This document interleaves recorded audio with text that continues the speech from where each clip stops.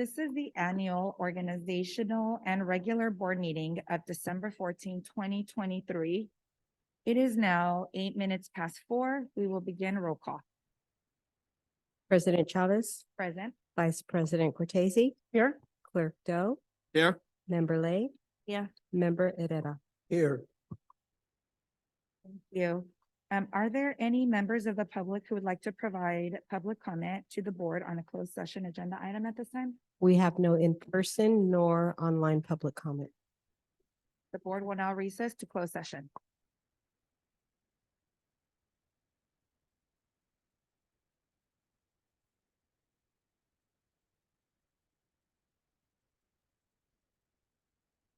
Let's start by standing for the Pledge of Allegiance.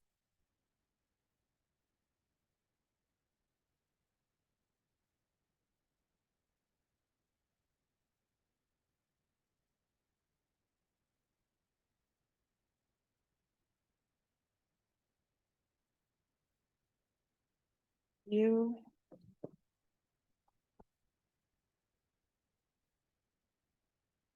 Welcome to the annual organizational and regular board meeting of December 14, 2023.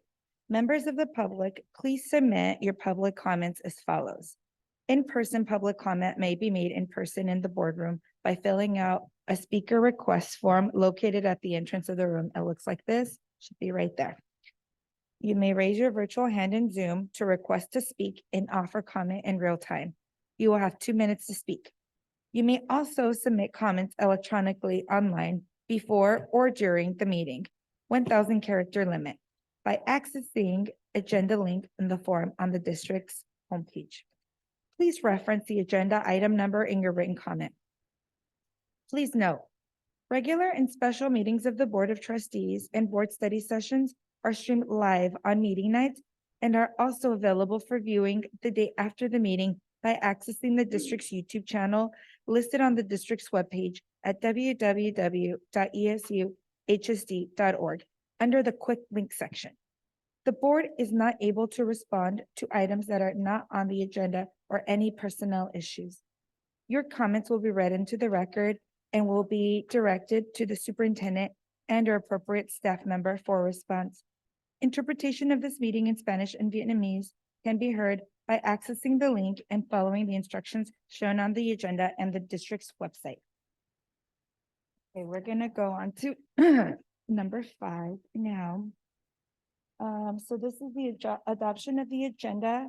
Are there any requests by superintendent or my board colleagues to remove any items from the agenda for consideration or to be carried to a future board meeting? There are no recommendations for removal, but requests to move 1301 and 1401 to after 9.01. 1501 1301 and 1401. to after what? 901.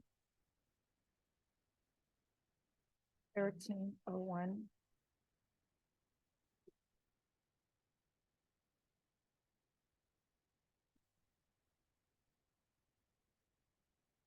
Great. Okay. All right, so now we are going to item number 6, nomination and election of board officers for 1-year term. We go president or how to? Hand it over to the Oh, superintendent. okay. Superintendent. This is my one moment in the year where I'm actually charging something. This is- Okay. yeah. All right. Okay, so we are, first of all, I want to thank the board for being the board and the good work that you do across our system and for our communities, and not just in our schools, but across our community as a whole. This is our annual or part of the year where we change our governance structure. So I want to thank those that have served in the roles that they have in this past year. You all did that well and elegantly, let's say, and we expect to stay in the future. So as we get to this, we'll start with nominations and voting for the new organizing structure. So we'll start with nomination and election board officers. This is a 1-year term, and we'll take nominations first for president. Move for nominating Betty Cortese. Second. All right. So You're up. So there, we have a motion and a second. Is there any discussion on this? All right, all those in favor? Aye. All right, that sounds like unanimous. Congratulations, Board President. I'll now take nomination for Vice President. I'll second. All right, any discussion? All those in favor? I was just gonna ask if you're willing, but you just eyed, so that. You eyed, so you're it. You always have to ask if you're willing, right? Okay, yeah, aye. Okay, so that sounded unanimous as well. And we'll now take nominations for clerk. Second. All right, so moved to second. Any discussion? You're willing? Okay, all those in favor? Aye. All right. That one was resolute. Good job. All right, 6.02, nomination appointment for 2 board members to the board's Standing Audit Committee. That's a good, one-year term. Pleasures, I'd like to nominate trustee Lay as chairperson Second. for the year. Second. All right, so moved seconded by Herrera. Any discussion? Vaughn, you're willing. All right, very good. All those in favor? Aye. All of us. All right, let's do this together, team. Come on now. Okay. All in favor? Aye. Okay, thank you. All right. Vice Chair for the Audit Committee. Second. All right, I almost Discussion? seconded there, yeah. all right. All those in favor? Aye. Thank you. Nice work, team. Move on. Okay, nomination appointment 2 board members as board liaison to the Student Governing Board. This is a 1-year term. I nominate Patty Cortezi. Yes. Okay, hold up. We nominate them. Someone needs a second. I think he's seconding. All right, let's say those Right? Give it words. to Brian. Oh, Brian, are seconding? Brian second. Any Okay. discussion? All those in favor? Aye. Okay. And now we need an alternate board member. I'd like to nominate board member Lay, please. I'll second. Okay, we have a motion and a second. Any discussion? All those in favor? Aye. Aye. All right, thank you very much. All right, now we have a nomination and election of representative to Metro Ed. This is a 2-year term. I nominate my colleague, I would like to make a comment before we take this action. I did not expect to be making this request. And last month, in my 33 years on the board, there've been 2 superintendents at Metro Ed, Paul Hay and Alyssa Lynch. And last month, Alyssa Lynch let our board know that she's retiring at the end of the year, and we would need to initiate a transition search for and appointing a new superintendent and working with that superintendent for an orientation and so on. And this is Metro Ed has been in kind of an existential survival process since the LCAP was initiated that stripped it of direct funding. This is a joint powers agreement agency, a JPA, that sometimes it's like playing 3-dimensional chess in resolving strategic issues and sensitive policy issues.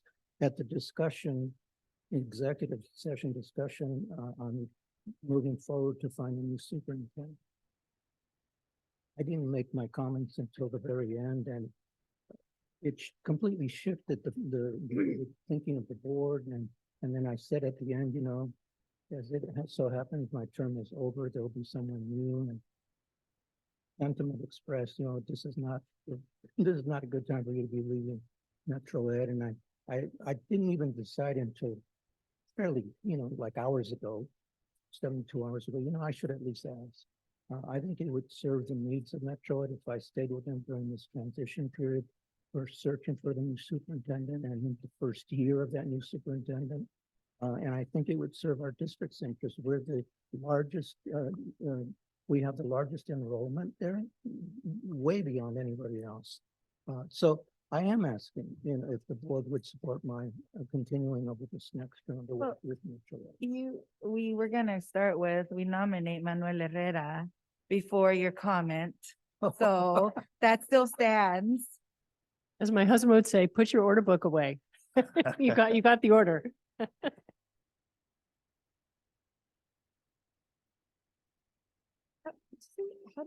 Does someone need to second before we do another or how does that work? So was there a nomination? There and was a second for motion to- mine? For Manuel to be recommended for nomination. Yeah, that- Someone would second that and then we could. Oh, take a I'll vote on second. that.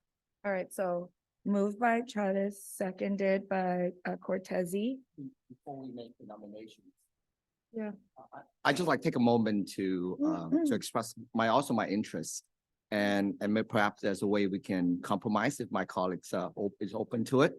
First of all, I think you have served Metro Ed with distinctions, and I think your years of service would not only help Metro Ed and also our student inside Union.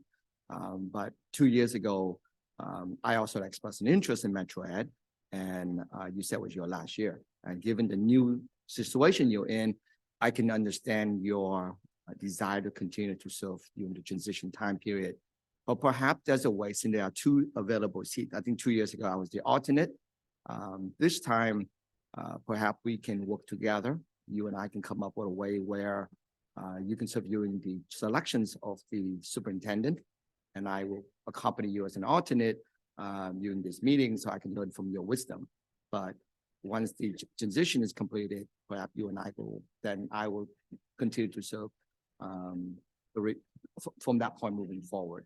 And then you and I will just switch from alternate to member if you are amenable to that compromise, and it's legal. Yes. And only if it's legal. I don't know, maybe our legal I- counsel may have to wait in. I wonder if we do the nomination, right? And then we have you as an alternate and you two can talk about what that could look like.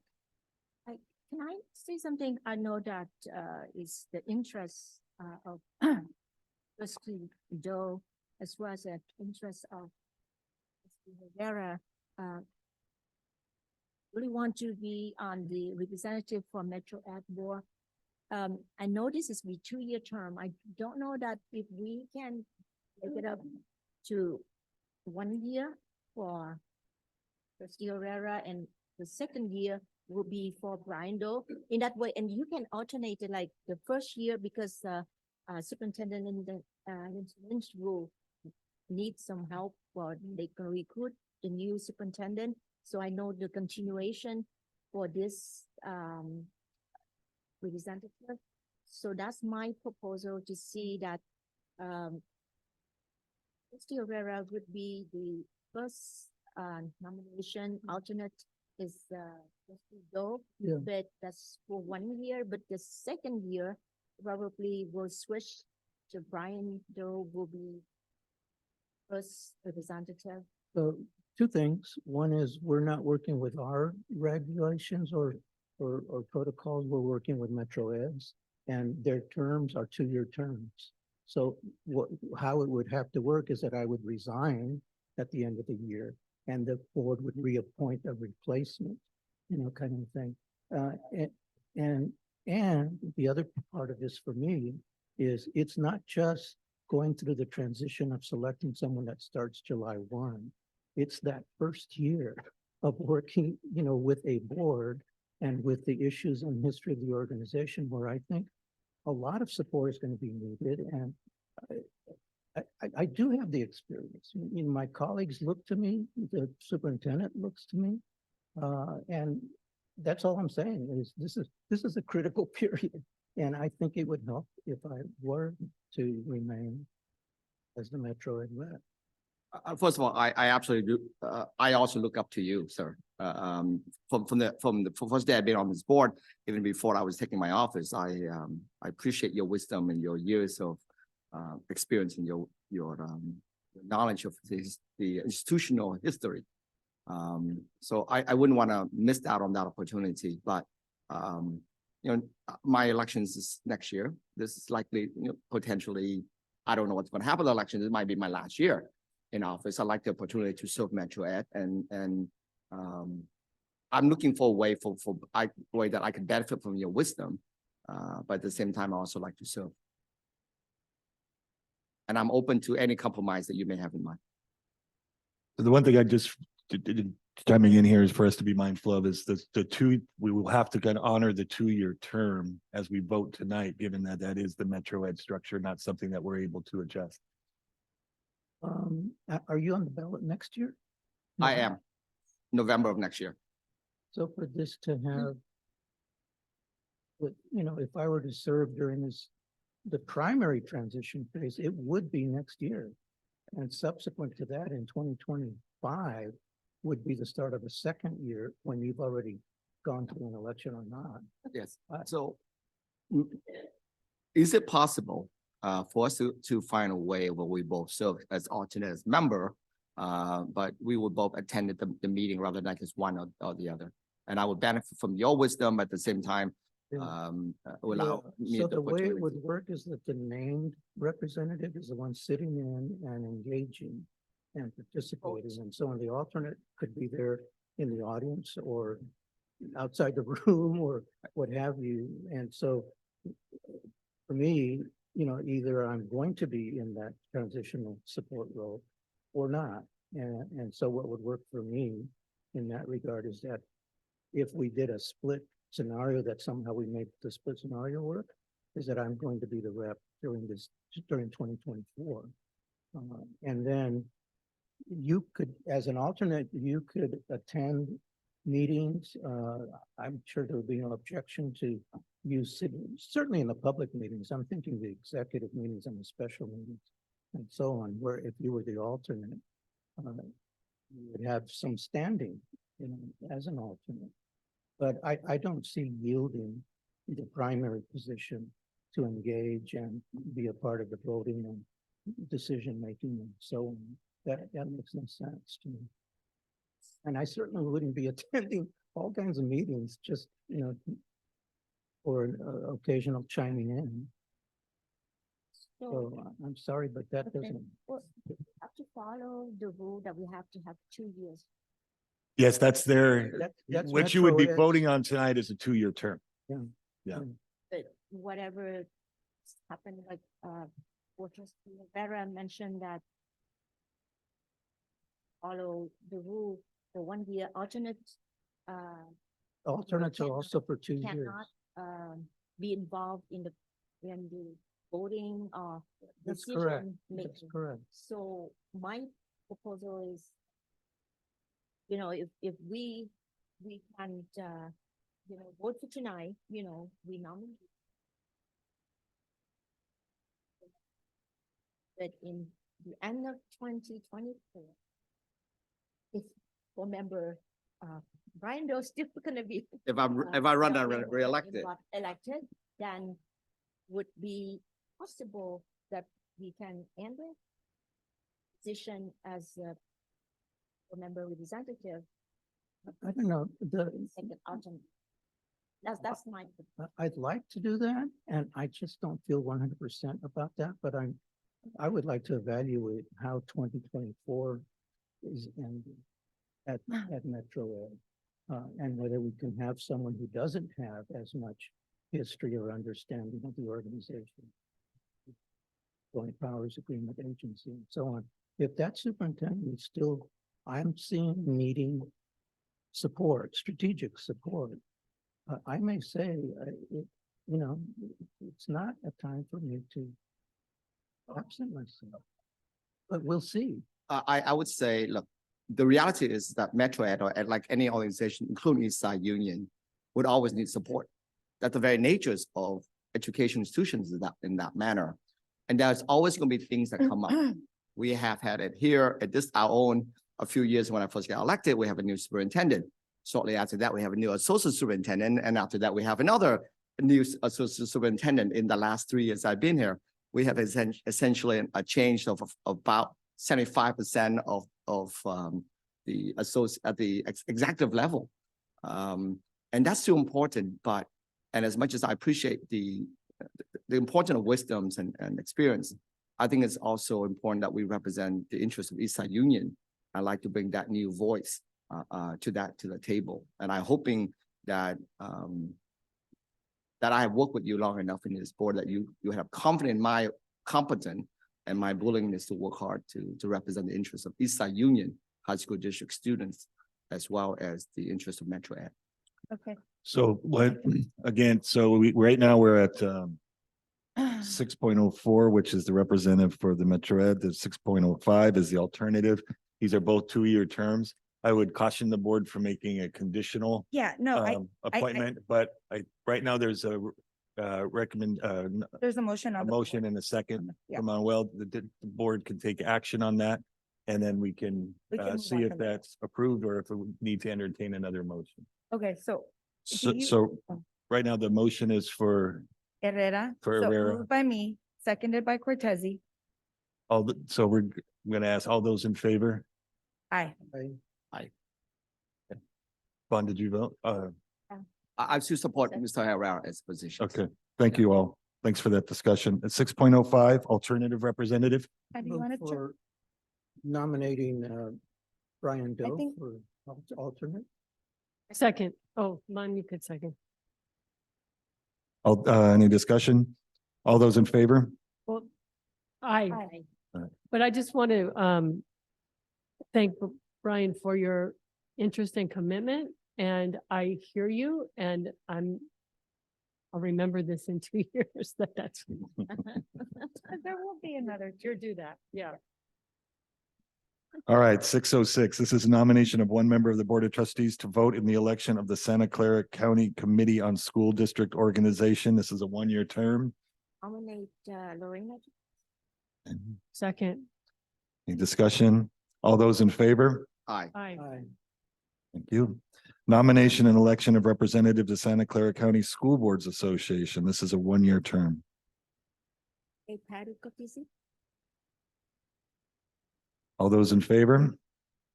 Aye. Mm, Or you're not willing? I'd rather not. He respectfully declined. I respectfully. Respectfully I would like to nominate trustee Lay. Second. Hanley, are you willing? All right, all those in favor? All those in favor? Aye. Aye. Thank you. Let's get, come on, team. Here we go. Nomination of election of one member to the East Side Alliance Advisory Committee. Nominate Brian Doe. I respectfully decline. Is this even a thing? Yeah, I don't know. It's a thing I- that doesn't happen frequently, but it is a thing. It's a thing that doesn't happen frequently if no one else wants to do it. I'll do it. Nominate. All right. Herrera, I think Herrera. He's saying that he'll do it. Willing to do it. Herrera? If he's willing to do it, great. He's volunteering for a committee with 0 meetings. That's like, sounds like the perfect gig. Okay. All right, so we have a motion. Second. Second. Oh, who moved it? Oh, London, right? I nominate, yes. Yes, All right, so What's happening now? we do now. you get that, we need a second. Second. Okay. All those in favor? Aye. Aye. Thank you. Nomination election of 2 members to the district's budget advisory committee. This is a one-year term. Brian, I Yes. nominate Brian. Did you do the alternate to East Side Alliance? Alternates. We'll come back to that. He didn't listen. I nominate Brian for the budget advisory committee. But yes, yeah? Yes. Second. Oh. mhm. I think Vaughn got it first. Okay, all, When do you wanna do the other one? Yeah? I'm serious. No, I think I'm gonna pass this year. I won't. have to- Patty? The budget Round 2? advisory. okay, so can we have a motion with both names included then? Move for Doe and Cortez. Bill and Cortezi for the district's budget advisory. Budget advisory committee. advisory. All right, and you're both willing, so all those in favor? Aye. Aye. All Aye. right. Can we get a nomination for the election of an alternate member to the East Side Alliance Advisory? Again, I'll yes, happily do that. you're, okay. So can we get a motion for that? Second. Okay, all those in favor? Aye. All right. Okay. Nomination election to one alternate member to the district's budget advisory committee. I nominate Herrera. Okay. What the heck? All right. Second. we have Second Cortezi, all those in favor? Aye. All right, next week, That's alternate. it's an alternate, exactly. And then appointment of the board secretary. This is a one-year term. Move to nominate superintendent. What's his Fantasy. name? That is the. I'm not allowed to say, I'm not Second. willing, so I guess it's, all right, all those in favor? Aye. Aye. All right. All right, here we Okay. go. It Okay, has we're been gonna a take a pleasure. short Yes. break. And again, President Lorena Sanchez, thank you for your leadership in this Yes. these past 12, this past year. Yeah, Thank you. thank you. All right, we're gonna take about a 5-minute break to switch chairs and get ready for the next portion of our meeting.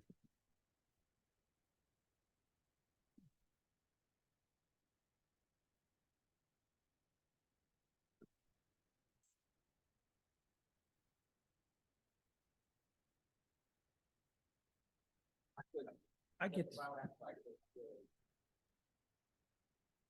I'm sorry, I have a lot of mess. I'm gonna move these over. Sorry, give me a minute. Yes.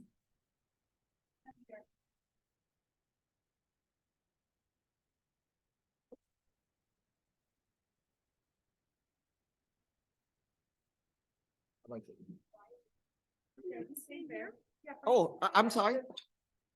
Yeah, I can just stay here, right? Yeah. Move over there. Yeah, I can just stay here. Well, yeah, even brilliant. Yeah, perfect. No, I think no, Von's sitting there. You move here. No, I think. Oh, sorry.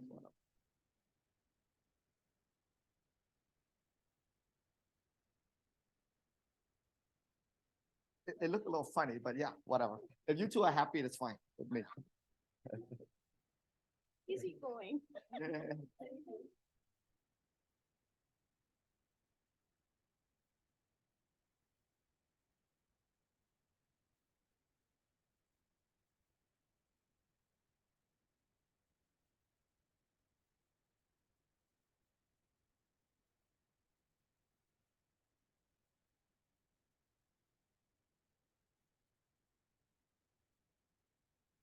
Just so that you know, by institutional protocol, this is my place unless I'm the chair.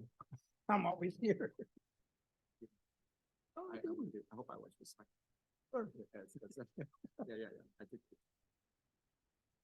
And now that the vote is happened, I wanna, I just wanna make sure you and I get. Oh, now we're always. Yeah. It wasn't like challenge your authority, but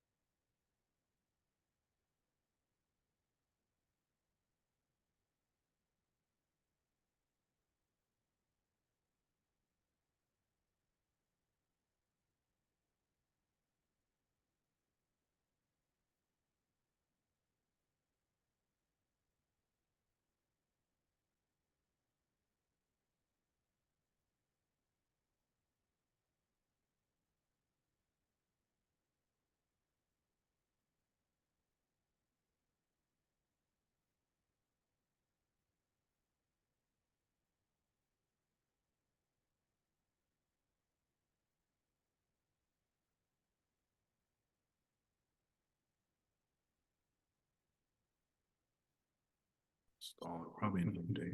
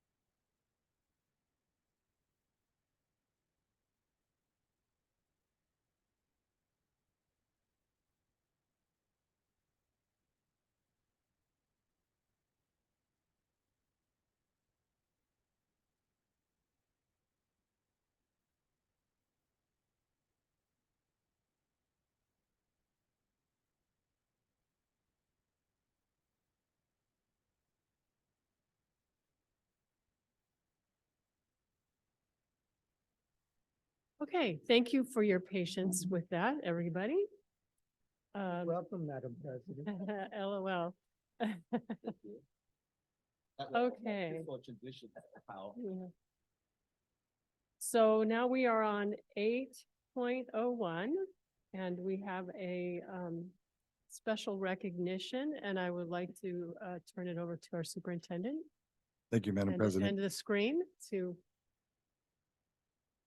Yes, on Friday, December 8th, the East Side lost a legend in our community, Dr. Frank Fiscalini. As the former principal of James Lick and at current superintendent, I heard about Frank a lot in both of these jobs. And I've got to tell you, truly a legend in the community, someone that made an incredible difference in the lives of thousands of students and members of our community. I want to share with those that don't know Dr. Frank Fiscalini's life that he served as a teacher at James Lick High School in 1950, served as the superintendent of the East Side Union High School District from 1956 to 1982. That's a run. That's an amazing. How many years is that? You're going to have to do the math on that for me, but it's looking like 26 to me. During Dr. Fiscalini's tenure as superintendent, he had the privilege of putting the district together with the building of Andrew P. Hill High School, William C. Overfelt, Mount Pleasant, Piedmont Hills, Oak Grove, Silver Creek, Foothill, Yerba Buena, Santa Teresa, and Independence High School. I mean, imagine the thought and the follow through to make all of that happen. And including his this last major construction project, you're sitting in it, which was the district office. Outside of our community, he also served as the city council member from 1992 to the year 2000 and the vice mayor from 1998 2000, and served as a volunteer with multiple nonprofit agencies. Mr. Fiscalini's community service included coordination of the St. Joseph Cathedral Restoration Project for the Diocese of San Jose. He was a founding board member of the Opera of San Jose, board member for Faces Silicon Valley for 40 years. He's a board member for Little Italy in San Jose and the CEO of the Alexian Brothers Hospital. Man dedicated his life to youth in our community for many, many years in just important ways. And we've all benefited from that. We have members of Dr. Fiscalini's family here tonight. And Jill, I don't know if you want to come forward, Jill Fiscalini Peterson. And just thank you for being here tonight and allow us to honor Dr. Fiscalini and thank his family for allowing those years of service to benefit our students and our community. He'll be missed.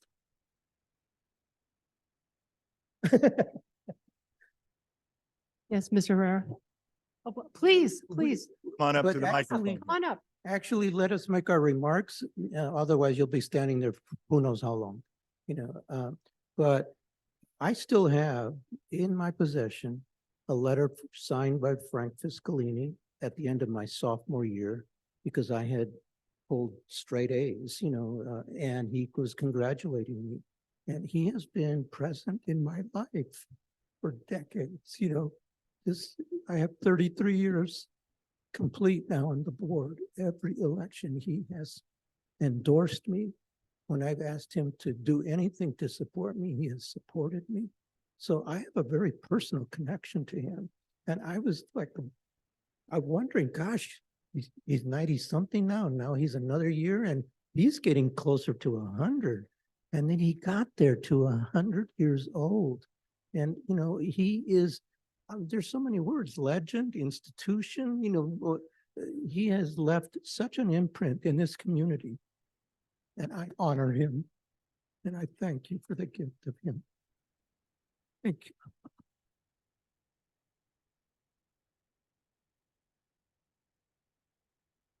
I too appreciate Frank's support for not only myself, or my husband and our public service. And we're very grateful for all that he did for us as a community and for us personally in our own public service. So thank you for that. And Jill, if you'd like to come up and say a few words, we'd love to hear from you.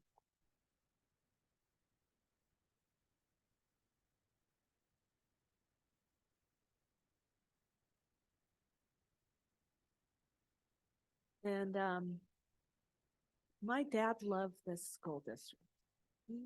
He loved it. He loved the students. He loved hearing about everything going on. He was proud of all the students. For several years, I was a clinical instructor at San Jose State in their nursing program. And I'd have a cohort of 10 students each semester. And I would hear, what high school did you go? I'd get to know them and I'd call my dad. My dad, I got kids from James Lake. I got kids from Independence. And I truly mean it, that they were my best students I ever had. They just had that spirit and pride in themselves. It was incredible. And it got to the point when I would have them sitting there, I would play a game with myself of, are any of these East Side students? And I'd say if they were, it's this one and this one. And sure enough, that's really what happened.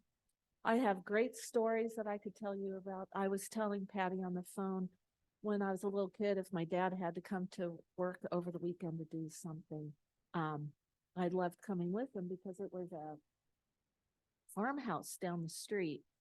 And it had a tractor in the backyard. And so he'd go in, his office was just this little tiny bedroom. And we'd go out and we'd climb on the tractor. Another fun story is, that property out on Snell and Blossom Hill, the big open area, when they had to find a school for Oak Grove. He and another board member went out and knocked on the guy's door, see if would you sell us your property, and they got chased out by a shotgun. I'm never selling that property. Anyway, in the past year, he was 101. He was able to die peacefully in his sleep. Don't we all wish we could have that? But I would take him out to lunch. And we'd go on field trips and we'd just drive around. And I think within the last 6 months, we drove here, we drove through the parking lot and would tell me stories. And he was just so proud to be part of the side. So thank you. His DNA. Yeah. Thank you for being here tonight. Mourn your loss, but also celebrate an incredible life. Thank you. Yeah, Jill, I also want to say thank you. I didn't have the pleasure of meeting your father, but I want to thank you from our East Side community, from my family to yours. Thank you for all the work that your father did, that your family did to make East Side what it has become today. We truly appreciate it.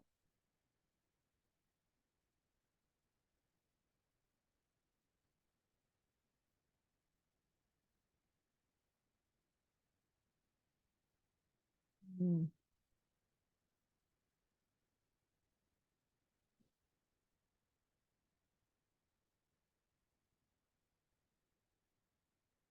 Really that, Was that in the- members of the public can be a part, not the public, but people, will there be an opportunity for people like us to remember him? Thank you. Thank you for that. And Superintendent, I see Rogelio's hand up. I don't know if you need to say. Sorry. Ken.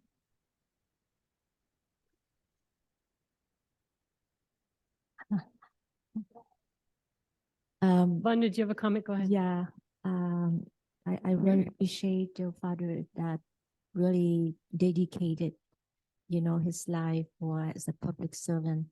I used to work for City of San Jose back in 1980. And I remember that at that time, the father was the city council and ran for mayor. But I read the bio and I really, really admire his dedication. I'm not sure when I get to the age 101 years old, I look good as your father does. But I'm really appreciate it and thank you for all of his work, dedicate for Eastside as well as for the community. Rogelio, you wish to speak? I would, thank you. I just wanted to share something really quick. Listening to his daughter, when I first started working for the district in or around 2000, doing work for the district in or around 2005, the district ran into an issue regarding the use of proceeds from the sale of land on Quimby Avenue. And the state was demanding that the district restore its general fund from the land sale proceeds. It was several $1,000,000, which seriously jeopardized the district's budget.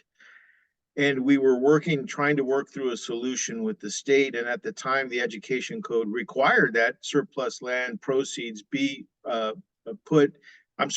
they would be restricted to capital uses only, but the district had used the proceeds for general fund purposes. In negotiating with the state, I actually received a call from Frank Fiscalini saying, "Hey, I got your name and your number, and I got some great information for you." And he came over and he had a file of old materials relating to the original purchase of the property on which, across the street from where Evergreen Valley High School is now located. And it turned out to be a very complicated but very savvy land transaction in which the district acquired 40 acres of land for a future high school.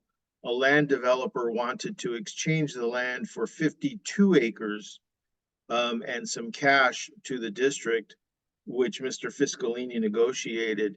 But it was his file and his recollection of the events that we were able to construct the timeline. And we were able to get an approval from the state to use the property sale proceeds for the district's general fund, and it prevented the district from going into a negative certification. And so I was always so impressed by that he was paying attention to what was going on in the community even after he had long retired, and reached out to find me and went out and dug out his old land files on the Evergreen land purchase. Very generous person, had a tremendous impact in our community, and I just wanted to share that. Thank you. Thank you, Rogelio.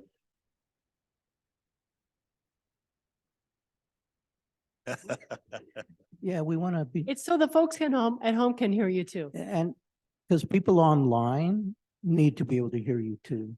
Oh, okay, so I was going through a lot of his files over the last few months and I found his original contract as a teacher for East Side School District. Guess how much he made a year? Oh, no. Yes, guess how much? $4,100 a year. Yeah, Full-time? full time. And he saved that original contract. It's really cool. $4,100 a year to be a teacher. Wow. Anyway, Wow. that's kind of cool, isn't it? That should be in a museum. I just want to take a quick moment to uh, recollect the first time I met Dr. Fiscolini was in the late 80s, early 90s when I was a student at Independent High School. I think he was running for mayor at the time. And I just want to take a moment to thank him. And years later, he's always been supportive of not only for me personally, but also for the district and our school district and our city. So I just want to take this moment to thank Dr. Fiscolini and his family for all the support that they've been giving to us. Thank you. Again, thank you for being here and allowing us to acknowledge a life well lived. Yeah. Yes, yes, yes. Thank you.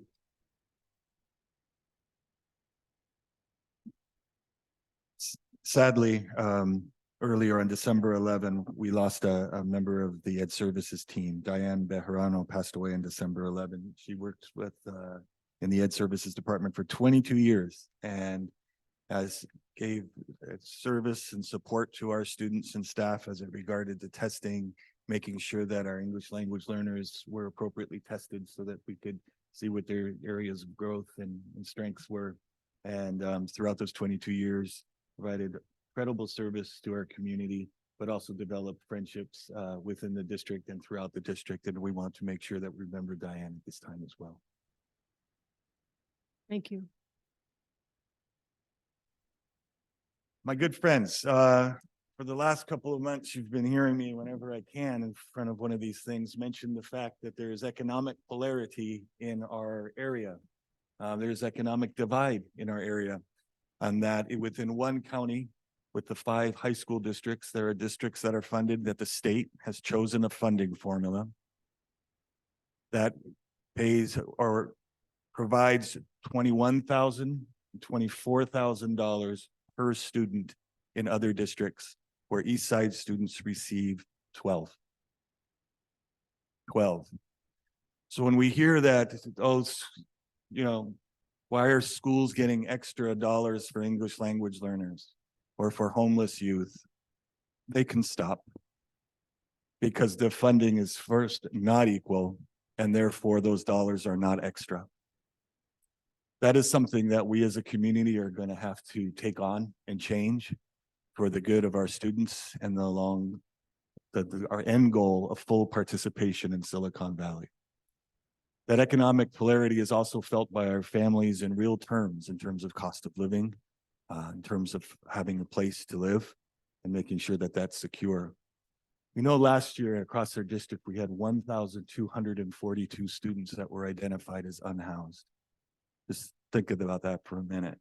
1,242 students were unhoused. This year, our number is up to 900, but we identify another 100 students monthly. Their needs are great, not just in competition with their peers across this county in terms of educational funding, but for in their personal lives and getting through and being able to show up to school as a full participant in their classrooms, their schools, so that we can educate towards full participation in Silicon Valley. We have work to do in that area. But I do want to thank some people tonight.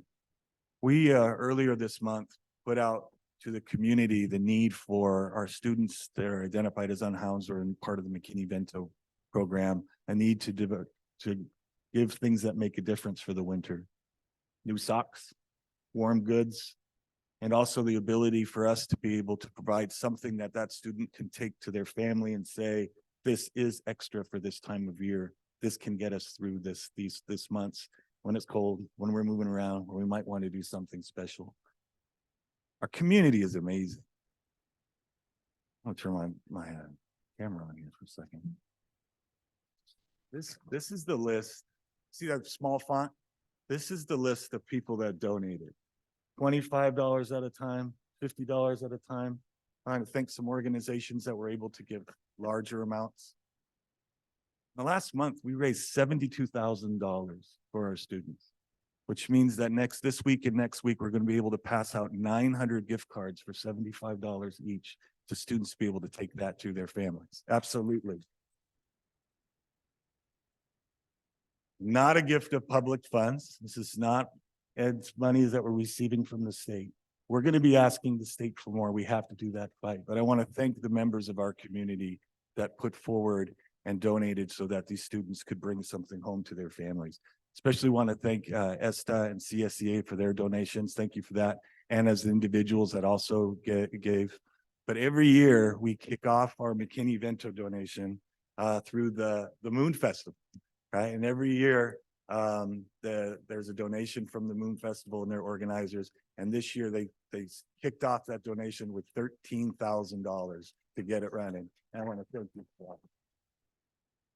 So I'm going to ask that Samantha Quinn Wong Tran come forward, that Katie Nguyen come forward, that Yvonne Fan come forward, that Phu Kang Pham come forward. Yeah, now they're coming. Hey, you took, okay. And then Shiva Pham. If you could come forward so we could recognize you for your efforts in planning for that festival and for fundraising for this donation. Thank you so much. We could have come forward. Could I say a few words before we start provide those certificate of acknowledgement to those students? Some are students, Shiva Farm, as is the alumni from Santa Teresa.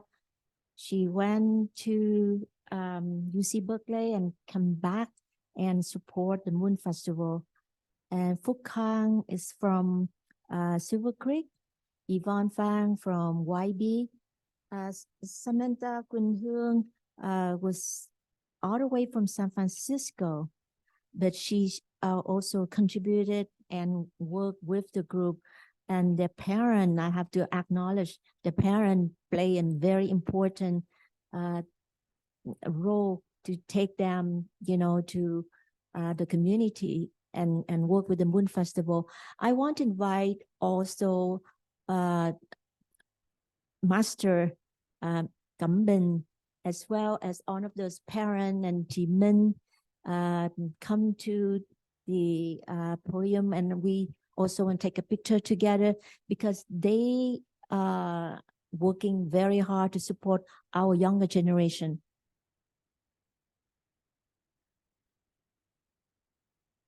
Yes, we invite Shiva, Katie, mom, please come up. Chị Minh, Phúc Khang, father.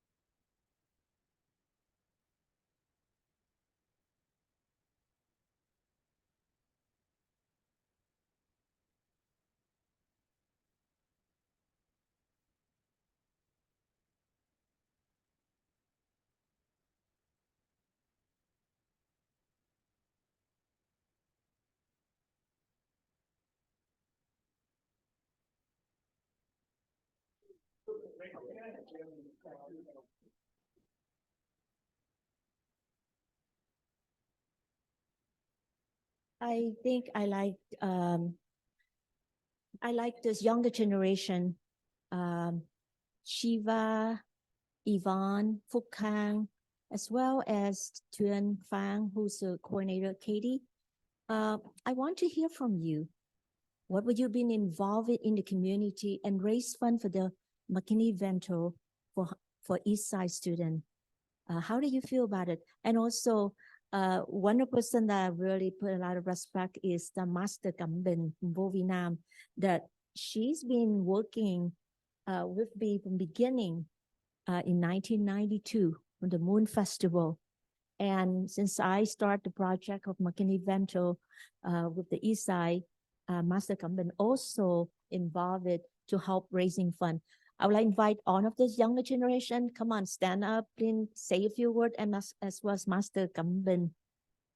Katie is from middle school. Come on up. But Katie also want to be involved to learn the leadership. And so, they will be a theater district. So want to be on the podium. Tuan Fang is a coordinator. So I think she's the lead from all of this younger generation here. So you like to say a few words, and I want to hear from all of you though. Okay. How do you feel about it? By the Moon Festival, but the main reason, the purpose is to raise fund for the McKinney Bento. I know I put you on the spot. We never planned this before, but I want the audience as well, the community as well as the board to hear from all of you. Good evening, everyone. This is my second year as the coordinator for the Moon Festival, and it's in my honor to be here to give back to the communities and then also to help other students. For the Moon Festival, several years ago, our purpose is to keep the tradition of the Vietnamese culture to the younger generation, to have for them to have a place that they can, have fun with their families and celebrate the holidays, one of the most important holidays for the Vietnamese people, and also share it with other people, other culture in the Bay Area. But for several years, we have thinking that we should give it back a little bit more to the community. That's why Board Trustee Yvonne will helping us guiding our younger generation to help to raise funds for the for the McKinney Vento event. So I think it's a really good thing. And this year we have a lot more younger members. So, hey, Shiva, you are Eastside alumni from Santa Teresa. You went to UC Berkeley, and you still can come back and volunteer your free time. So tell us, why do you want to continue to volunteer for this Moon Festival? Yes, thank you, Ms. Vonley. As she already said, I am currently a first year in UC Berkeley, and I did graduate from Santa Teresa High School just last spring. As part of the organizing committee, I was in charge of reaching out to the Eastside Union High Schools who had Vietnamese student associations. And I asked if they would like to perform, and thankfully they said yes. So I was able to coordinate a dance competition as well as MC throughout the entire program this year. I'm truly delighted to be able to work and be part of the Moon Festival, to work with this amazing Moon Festival board, as well as hundreds of students who are Eastside students and volunteers for the Moon Festival.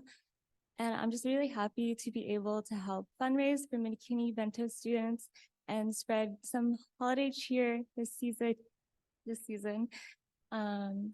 Yeah, and I truly wish that I hope everyone, them, as well as you all, will have a happy, healthy and safe holiday season and New Year's. Thank you, Shiva. The next person, Yvonne Pham. It's the first year that you participate in the Moon Festival. So how do you feel about it? That you want to continue for the next couple more years? And what grade are you? Hi, my name is Yvonne, and I'm currently in 11th grade, enrolling at YB, Yerba Buena. And this year is my first year of being included in the Moon Festival organizing committee. And this year I was in charge of the multicultural performances. So similar to Shiva, we contacted people from the Eastside Union High Schools, and we were able to have some performances as well. And I do want to try to keep the tradition for next year as well. It was really fun looking and seeing all the little kids, not only little kids, but families and adults come out and enjoy this tradition of ours. And by doing this, I actually improved on myself as well. I was able to connect with not only them, but the kids at the festival as well. And I really enjoyed the fact that we were able to help homeless students in the Eastside Union by providing a little bit more money to help with that. Thank you. Thank you, Yvonne. So next one, Phúc Khang, and next one, Katie. Katie, you want to go first? You tell what school you are and what grade are you? My name is Katie Nguyen, and I'm currently enrolled in Shaboya Middle School. I'm in the 8th grade, and this year is my first year I'm helping out at the Moon Festival. I really enjoyed helping out this year, and especially because I'm the youngest member in the committee at the moment, I was really surprised that everyone was so supportive to me, and everyone was so welcoming and understanding and patient with me, as this was my first year helping out. I was in charge of taking care of the volunteers this Moon Festival. And so I made a lot of connections and I met so many new people. And I really enjoyed learning about the community that we live in. And it really made me so happy when everyone was listening and everyone followed directions and everyone tried their best to help out. And it really did seem like everyone really came together in order to make everything better for the holidays. And above all else, I'm really happy that we were able to help the homeless community that currently is enrolled in the high schools for the Eastside Union District. Thank you. So next year you will come to what high school?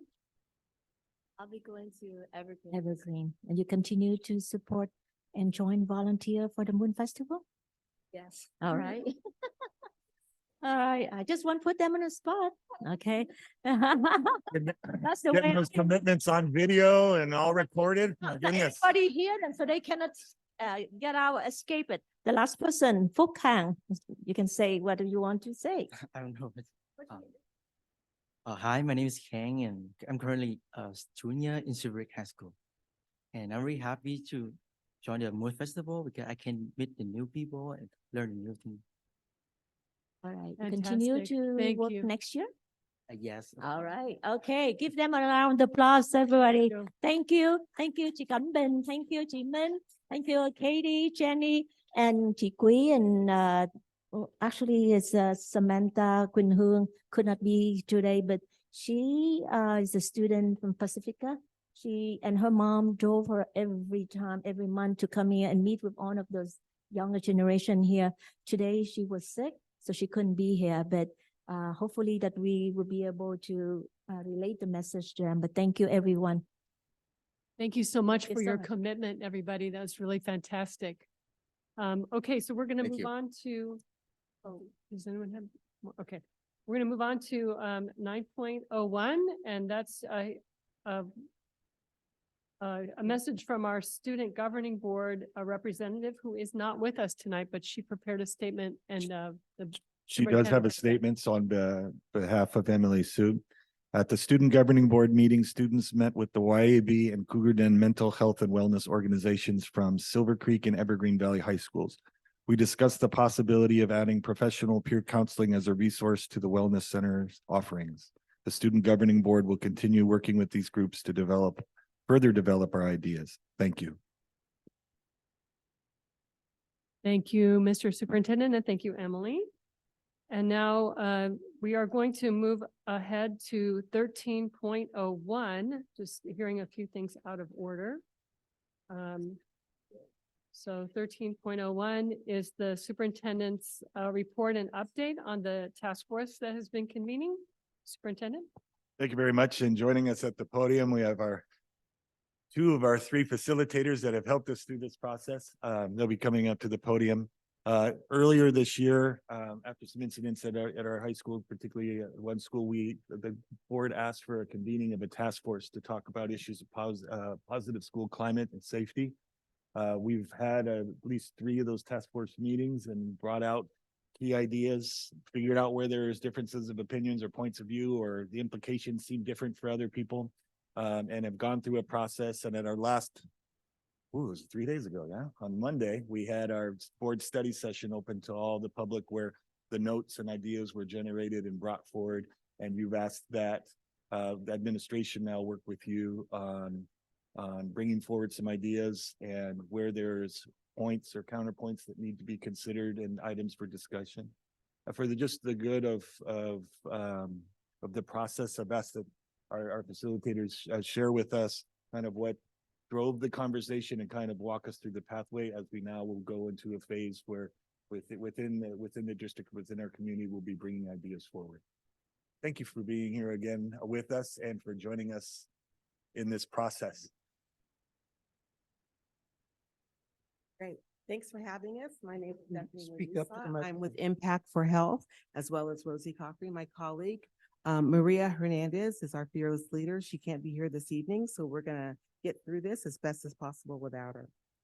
So we want to talk a little bit about what we've been doing and how we've been doing it. We're starting with our task force for positive school climate and safety. Initially, we want to support the superintendent's effort in terms of how we're going about this. The task force consists of staff, faculty, parents, and students in the district. We also want to identify various options to create a positive climate for school with a sense of belonging. And our third is really to have a safe, inclusive, and equitable community as well. Each time we've met, we've had our shared agreements, our meeting agreements that we stick to in terms of how we go about creating a psychologically safe environment for everyone involved and include everyone's voices. A little bit about the task force timeline. We started in October, invited members to be on the task force from the community. We got objectives were identified in terms of what we were going to work on. There was a safety survey that went out to everyone to respond to. And then we did a review of that survey. On the 13th, we did a board study session in November, as well as December 4th, a task force to refine our key ideas. Just on Monday, we did our board study session to prepare for this evening, and tonight we're here at the board meeting. Hi, Rosie Coffey. So some early identification of some themes that emerged from that is a need for more campus security personnel. Staff and family resonate with the idea of more trained security on campus, security training for campus monitors, and student responses place this as a last priority. The second thing was to engage in proactive and preventative approaches. Staff, family, and students value intervention services to support all students. Another area was to develop clear and consistent consequences for disruptive behaviors and follow through. Staff, family, and students see a need to hold students accountable for disruptive behavior and that there's greater consistency in the consequences these students experience. And then a fourth theme that emerged was to improve engagement with students. The boredom, lack of connection with faculty, poor curriculum options, and limited access to healthcare were highlighted by the students as key contributors to the disruption and the poor academic performance that they were sensing. So the criteria that was applied to generate all these categories was compliance, the need to follow federal, state, and county policy, to responsibly use resources. The idea need to be carried out within ESUHSD's existing budget. The alignment and institutional values that ESUHSD believes in the potential of all students, and they value diversity by creating a culture of inclusion to advance equitable outcomes for all students, regardless of their circumstances. It needs to be sustainable. The scale and breadth of work needs to be done to leverage existing ESUHSD's resources and structures are unique to each campus and that are sustainable over time. And it needs to be responsive. Students and staff need to see the idea as an activity that recognizes and addresses their needs. Thank you. Thank you for that, and thank you for working with us through this process. As you can see, in these four areas is how we kind of through facilitation shape the thinking. As you heard in our study session, like for number one, where it's indicated there that was the lowest priority for students, it was also the highest one for staff, right? So we know that there's a difference of points of view that we'll need to make sure that as we bring forward our recommendation, that's mindful of all input as we as we pursue the positive climate and the safety. I want to thank the members of the task force, our facilitators, but also at one point we had 48 members on that task force. And I want to thank even though there was a difference of opinion within the room and sometimes very deeply held beliefs that were in conflict with each other, there definitely was a spirit of getting those ideas out, making sure that people are being heard, so that as we make decisions, we're mindful of all those points of view and perspectives. And so I want to thank the task force for doing that, and we'll continue this good work going forward. Thank you. Thank you. And I'd like to also thank our facilitators particularly for holding the space for this process. We could not have done this without you. And as I said at the study session, the work that has come forward is really excellent. It has depth and breadth and context and strategic significance. It's great work that has come forward. Thank you. Right, thank you. We're going to move ahead now to 1501. We're going to go to 1401. That's okay. Oh, it's 1401. My apologies. Okay, go ahead. Yes. Yeah. So we're going to invite we're going to be hearing from our school sites. So Mr. Payne now. we're going to be hearing from James Lick and Santa Teresa, going to be doing your presentations together. Is that right? Or one and then the other? We're going back to back tonight. Back to back. Okay, to very back. good. All right. Okay, Give well- me a second to pull it up. Okay. Okay, so we welcome Mr. Payne Alex presenting on Santa Teresa High School tonight. Thank you, Madam President, esteemed trustees, Superintendent Vanderzee.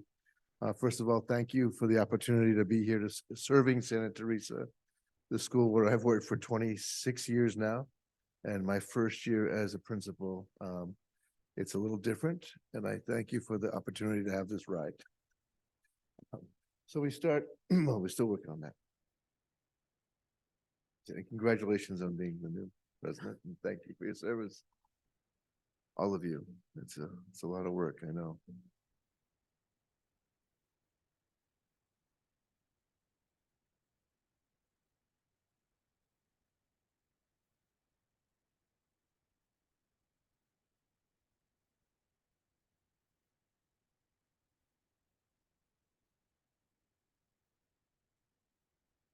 No worries. I start to hum Jeopardy themes. All right, well, this is my presentation to the board and about how we're doing at Santa Teresa and our work to become a more equitable community. It's the work that I've been doing for 26 years. And the first time I have to be in charge of it, which is a very different hat and challenge. But thank you. It starts with the East Side Statement, and this is when this was adopted, I cheered. It's something that resonates with my own heart, my own work all these years. It's aspirational in the all and the every, and we work at that every day to make these a reality. It's the mission that everything else that follows, I hope you'll see, lines up with. So I guess I'm just going to turn pages and you can just follow when I turn. Does that work? All right, thank you. So our mission follows the equity statement, and then we have this beast mentality, which is very confusing for a school whose mascot is the Saints. But it was voted on by the students and came out of our MTSS work about 3.5 years ago. So it's Be a Saint, and we'll come back to that shortly, but yeah, beast mentality. So again, you know, we try to include all the voices, and the students love the beast mentality, Be a Saint. It ties into our MTS, and as I said, it came out of our earlier work with MTSS a few years ago, and we're trying to ensure that all students are learning and achieving and doing the best they possibly can. And we're trying to monitor all student progress and get a framework and structure that organizes everything across our entire staff, so that we're supporting students everywhere. The theory of action is there, as you can see it. This is the components of Be a Saint, which we break it down for the students and staff did this as well. So respect, achieve, and can-do attitude are the three major components. And this is at the students' language where we help them to see what the beast mentality really is about. So this is who we are now, 2,182 students as of last week. And you can see our ethnic breakdowns, and our students with disabilities are at 11%. We're only just under 20% socioeconomically disadvantaged, but our kids line up for those free lunches like you read about, and they are really appreciating the fact that that's happened. Food Services is doing an amazing job for that. This is the chart that the superintendent presented to all of our principals at the beginning of the year. And it was a rallying cry for him. He said it got him fired up, as it does me. And we are hoping that every student at Santa Teresa will be eligible for the East Side Spartan Promise. Even though our community, you may not realize this, is a very large, a big proponent of the community colleges in our area, which are wonderful. But we still want to make sure every kid has the opportunity to avail themselves of the East Side Spartan Promise and be A to G eligible. And this is a summary of that, those points I just made. We do have a special focus this year on supporting our English learners. We're excited by the work that that came out about, I guess, the OCR studies last year, that we said the English EL programs had to be opened up at every school. And so now ST has EL1s and EL2s again for the first time after many years of not having them. The students are coming. We enrolled more this week, and they love to be at Santa Teresa, and we're happy to have them. But our special focus is now we want to make sure that we don't backslide. We want to make sure we're serving those new students as well as we've been serving, or better than we've been serving the ones that we already had. A 4-year graduation rate, the oval you see is around the English learner population. It doesn't look terrible, and as far as the overall numbers, but we make sure it stays high and we don't backslide.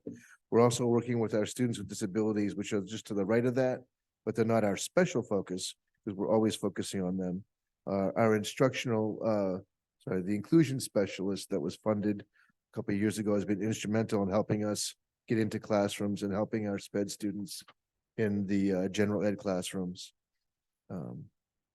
We also want to address the declining grad rate for African-American students, which, again, it's not our primary focus because ELs is that, but we've been very proud of being one of the highest GPAs for African-American students in the district for years, and it's a special point of pride for me.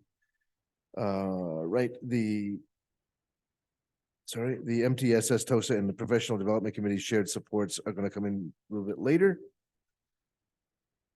So our UC and CSU A to G rates are also highlighted on this page. The oval again is around the English learners. Students with disabilities are just to the right of that, and both of those are our focus areas with the special focus on ELs. And again, that's going to be, we'll be trying to get our East Side Spartan Promise is an increase, even better than A to G. So we want them to do better than A to G. Sorry, let me catch up. Yes, as I said, that we're going to support our new ELs to prevent backslide, and we need to continue our focus on improving outcomes for all students, especially our students of color. This is where we look at our 1-year data. So we have 9th, 10th, and 11th grade, the 3 charts that you see in front of you. ELs are highlighted. I had a long conversation with Kirsten King about the decline each year, and I was puzzled by that, and we had some good conversation about it. And our final A to G completion rate is better than the junior one, and which means we do really well supporting our seniors and helping them get caught up and get A to G compliant. So it's just, data is fascinating. Always looking for more innovations, more interventions for our students to keep groups on track every year so they don't have as much decline. So we don't have to do so much work at the end. And we'll be getting to how we do that in a second. Working to enroll all students with IEPs to enroll in their A to G courses as appropriate is a big thing we've been working on for the last 2 years, again, with our inclusion specialist. And we're getting more paraeducators into gen ed classrooms, and special ed teachers who are case managers now with fewer SAI classes, they're able to go into the gen ed classrooms as well as push in to help support kids in those gen ed classrooms with training from our inclusion specialist and the program specialist that the district supplies. And our biggest for the last 2 years, MTSS, our slogan has been T1 for everyone. So tier 1 should be for every kid in every class. And our staff is really increasingly buying into that and helping to support every kid with extra things like extra time, maybe test retakes and so forth, which is it's important. So the next data is our 6-week data. This is actually from marking period 2. So getting down to the next level from 4-year to 1 year now to our 6-week. You see that we have 62% of our kids are in the early warning system. That means they either have 1D, 1F, 1 day of absence, or 1 behavior incident. So our goal is with the MTSS TOSA and the new APTS have been spearheading what we're doing with MTSS now, how we're getting even more intentional, more systemic. And so each of these levels, you see the top one, I oversee the classroom teachers. They'll be looking at just the kids that they have who have 1D or 1F.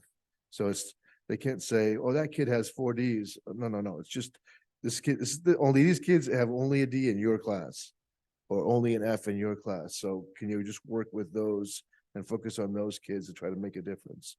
And the next level, it goes down with 2 to 3 Ds, 4 Ds, and so forth to the bottom where the attendance team is helping with kids with a lot of absences and no behavior instances. To bring some playfulness and fun into the endeavor. Next slide, please, sir. The new APTS and our MTSS TOSA came up with some catchy names for those different levels that you just saw in the previous slide. So the classroom teachers will be the EDUCATS Alliance, trying to connect with students and how to raise that grade, that 1 grade in the class, their only class that they have a low grade in, to try to see what they can do to get higher, making sure that reviewing things like 504 accommodations and so forth. And then we'll be doing a Google form to document the points of contact and so forth. It goes on. This is a sample email. This is more for my staff, making sure that we make kids aware of the Eastside Spartan Promise. And then this is the next level. Again, the Guidance Gazelles, which is our counseling team, going through things with those students that have 2 or 3 Ds or Fs, and no attendance issues, no behavior issues, just the Ds or Fs, and getting more intentional with those students. Our resilience rhinos going down, and this is the more intensive intervention. So the APTS, the MTSS TOSA, social workers and psychologists, doing work with the kids who need more assistance and maybe an SST, and getting into some more deep interventions for them. Our Safari Squirrels is the IEP case managers doing their work, and the 504 case managers. You are need the now- next slide.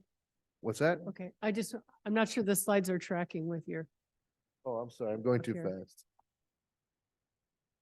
Yep, I just finished them. I went quickly. Do you want me to go into more detail? I just did the squirrels. We're on the armadillos. Armadillos are the 504s. Yeah, so these are our 504 case managers, which we have quite a few 504 plans at Santa Teresa. And so making sure that things are reviewed and done well for those kids with 504 plans. And then the attendance team are the Punctuality Penguins, helping those kids with 7+ full day absences, early intervention, and tracking the contacts and so forth, trying to connect with families. I'm proud to say that Santa Teresa right now has more bilingual staff than ever in its history, both in Viet and in Spanish. So we're doing well with that. The language line is getting a good workout as well with our students from Afghanistan who speak only Pashto, and students from Brazil who speak Portuguese and so forth. But it's a rich place right now at Santa Teresa. Successes and highlights. I would like to claim that the new administration team is my joy right now. I've been an admin for 4 years and I have not had a full admin team for any of those 4 years yet. Part of that was my fault. I was out for half a year. But I'm really enthusiastic about our team. Ms. Nguyen, myself, and Ms. Granados have 50 years of shared experience at Santa Teresa. They were both math teachers before they became admin. And Mr. Chow came to us from the adult program for the county, but it was based at Independence. So I'm really proud of my team and happy that we're working well together and that the staff seems to really be responding to us as a team. So also, we have a new building going in and it's coming along. After many delays from rain last year, we're pleased to see it getting closer to being completed. And our safety team is doing amazing work.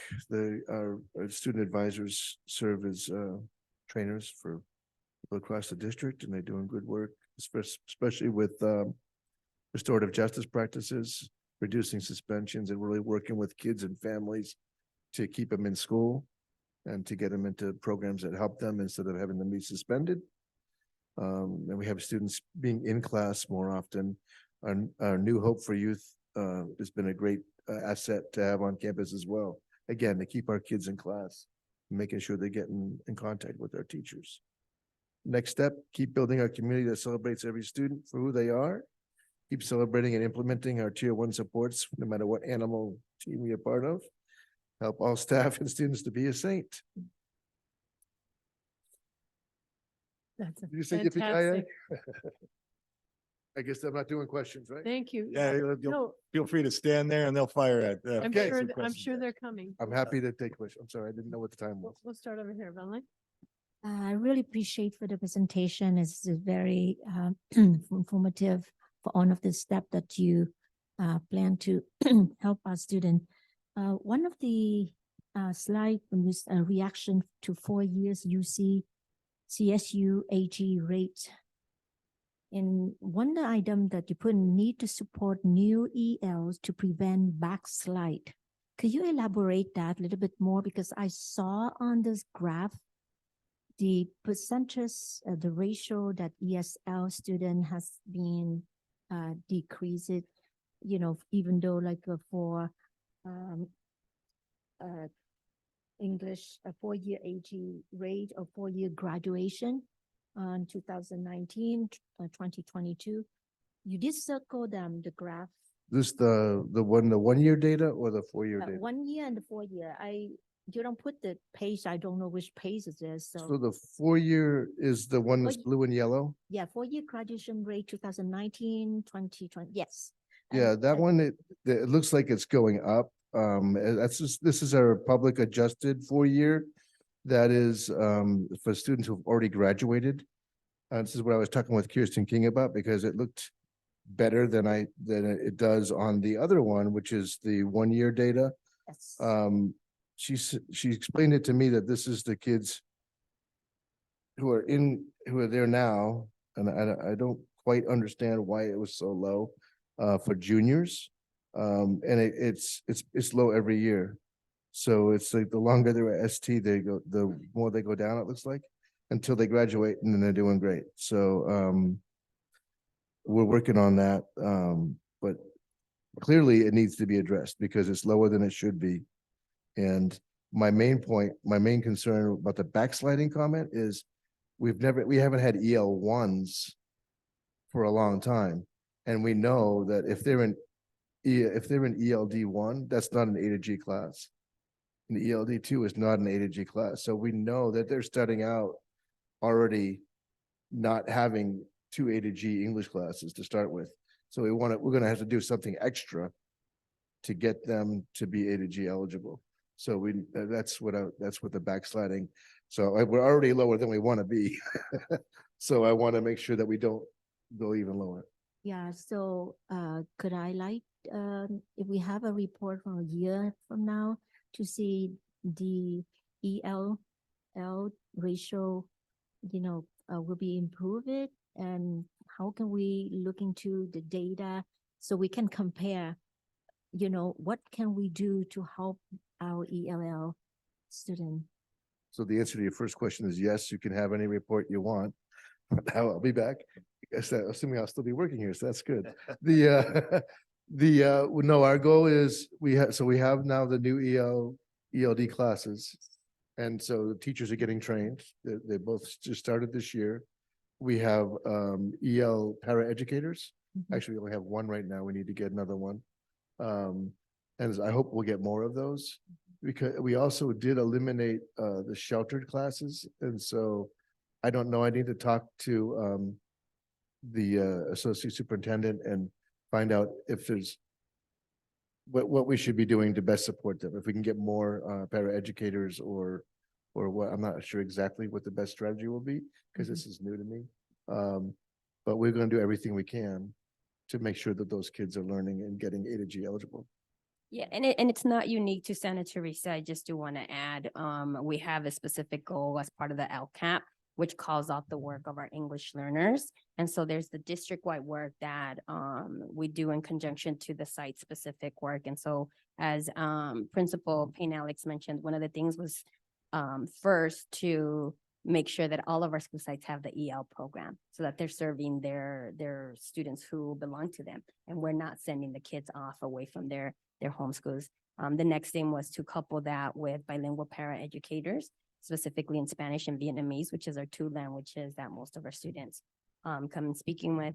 And then to do the work with our general ed teachers and supporting them and being able to meet the needs. And so we have our subject area coordinator, who's full-time here at the district, that goes out and supports with professional development. We also partnered with WestEd, who actually did research and evaluated our English language program to provide the recommendations. If you recall, Ms. Guerrero came and presented those findings from WestEd that specifically called out for the actions and steps that we need to take to improve our programmatic offerings for our English language learners so that we can see outcomes surface from those programmatic recommendations that WestEd provided for us based on their study.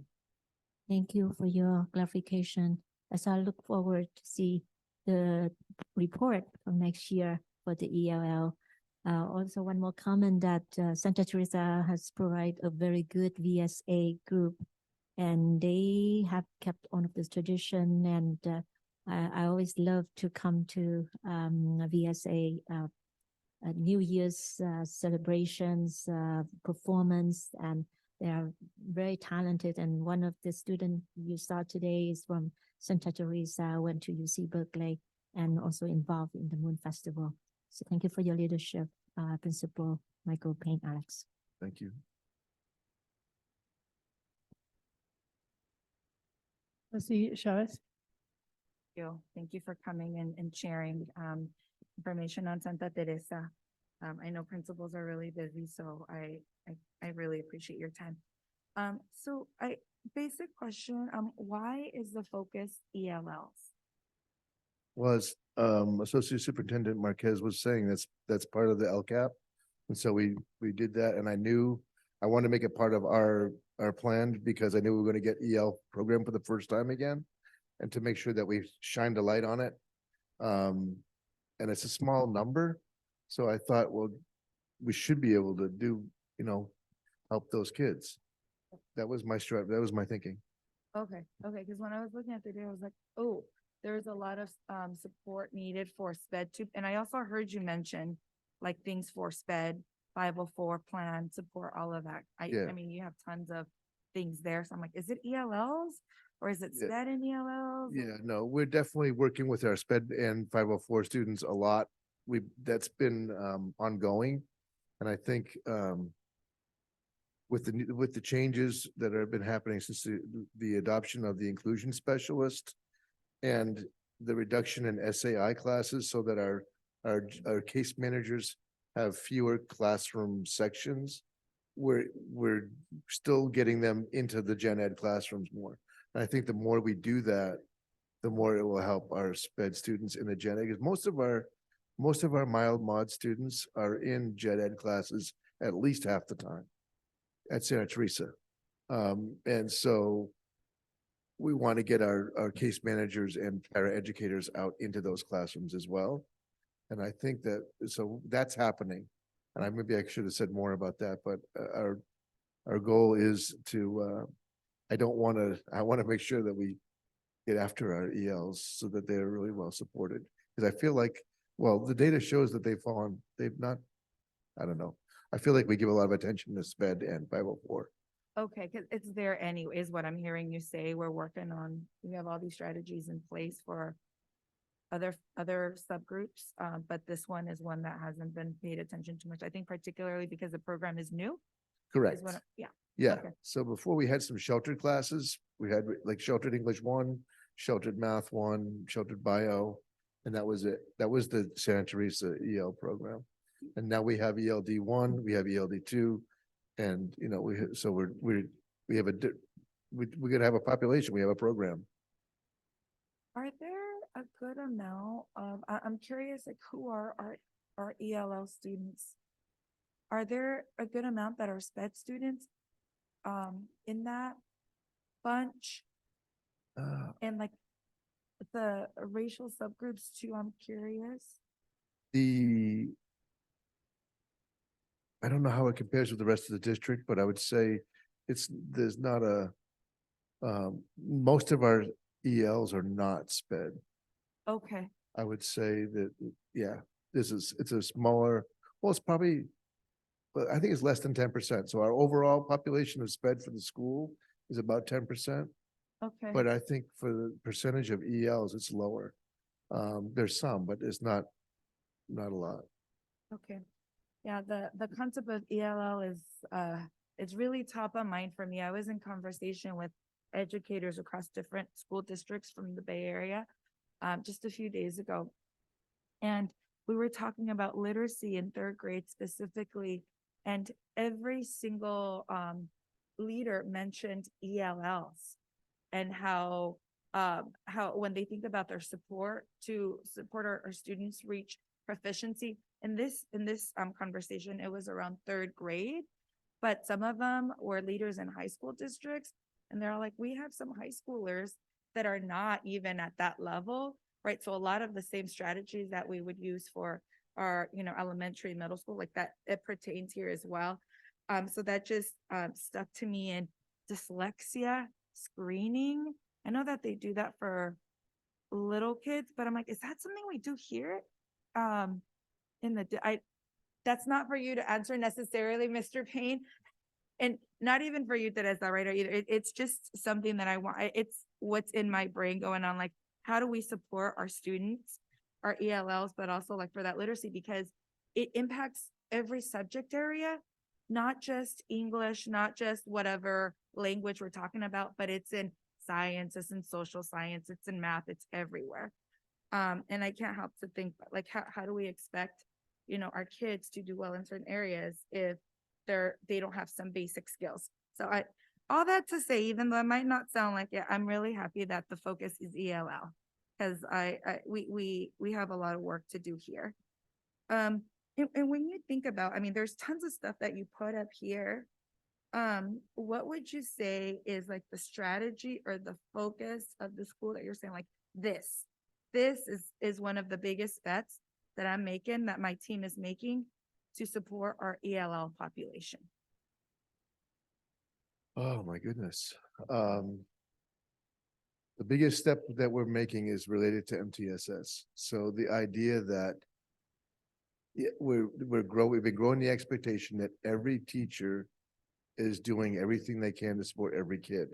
And that includes doing things. Santa Teresa used to be like junior college. They thought of themselves as the kids come in, you do take care of yourself. If you don't do your work, too bad. That's how it was when I first got there. It was like a junior college. There was no support. I'm exaggerating, but it was pretty much like that. And so we've been moving in my 26 years to be more and more supportive and understanding of meeting kids where they are. And so it's supporting the ELs as part of that. We've had Mr. Solis down 3 times, I think, already for the whole staff. Like, here's some things that work to help support your English learners. And by the way, all your kids. And so everything that we do is we just keep trying to make the connections, like we need to support all the kids with things like a chance to retake a quiz, a chance to get more time on something, a chance to come in for extra help, tutorial session. In this case, the EL paraeducator coming into the classroom. They don't just go to the ELD class when that class isn't in session. They're in the regular Math 1 class where the English learners are right now. So getting our resources spread out and getting every teacher to think like a paraeducator or to think like a support specialist. I love that because these strategies, they support all students. They're good teaching practices, best practices. I remember when I was a principal once upon a time, my sped director was like my right hand. And I used to tell my teachers, this is just good teaching. So it's awesome to hear that other folks are doing the same because it matters, right? And it could have an impact in our students. So thank you. Thank you for that. Any other comments? No, just I have a super quick question, because you mentioned it twice and I didn't know what it meant either time. SAI? Oh, those are, my goodness, specialized academic instruction. So those are classes that are special ed classes. Got it. Yeah. Got it. Thank you. What's that? So the typical in our district right now, it would be Math 1 Essentials, English 1 Essentials, classes that are, they're not A to G eligible. They're just graduation. They work for graduation, but not A to G. And so it's just, if a student is a low enough reading level, for example, and they qualify for special education, the IEP team might say you should be in Math 1 Essentials because you're reading at this low of a level. You're not ready for English 1.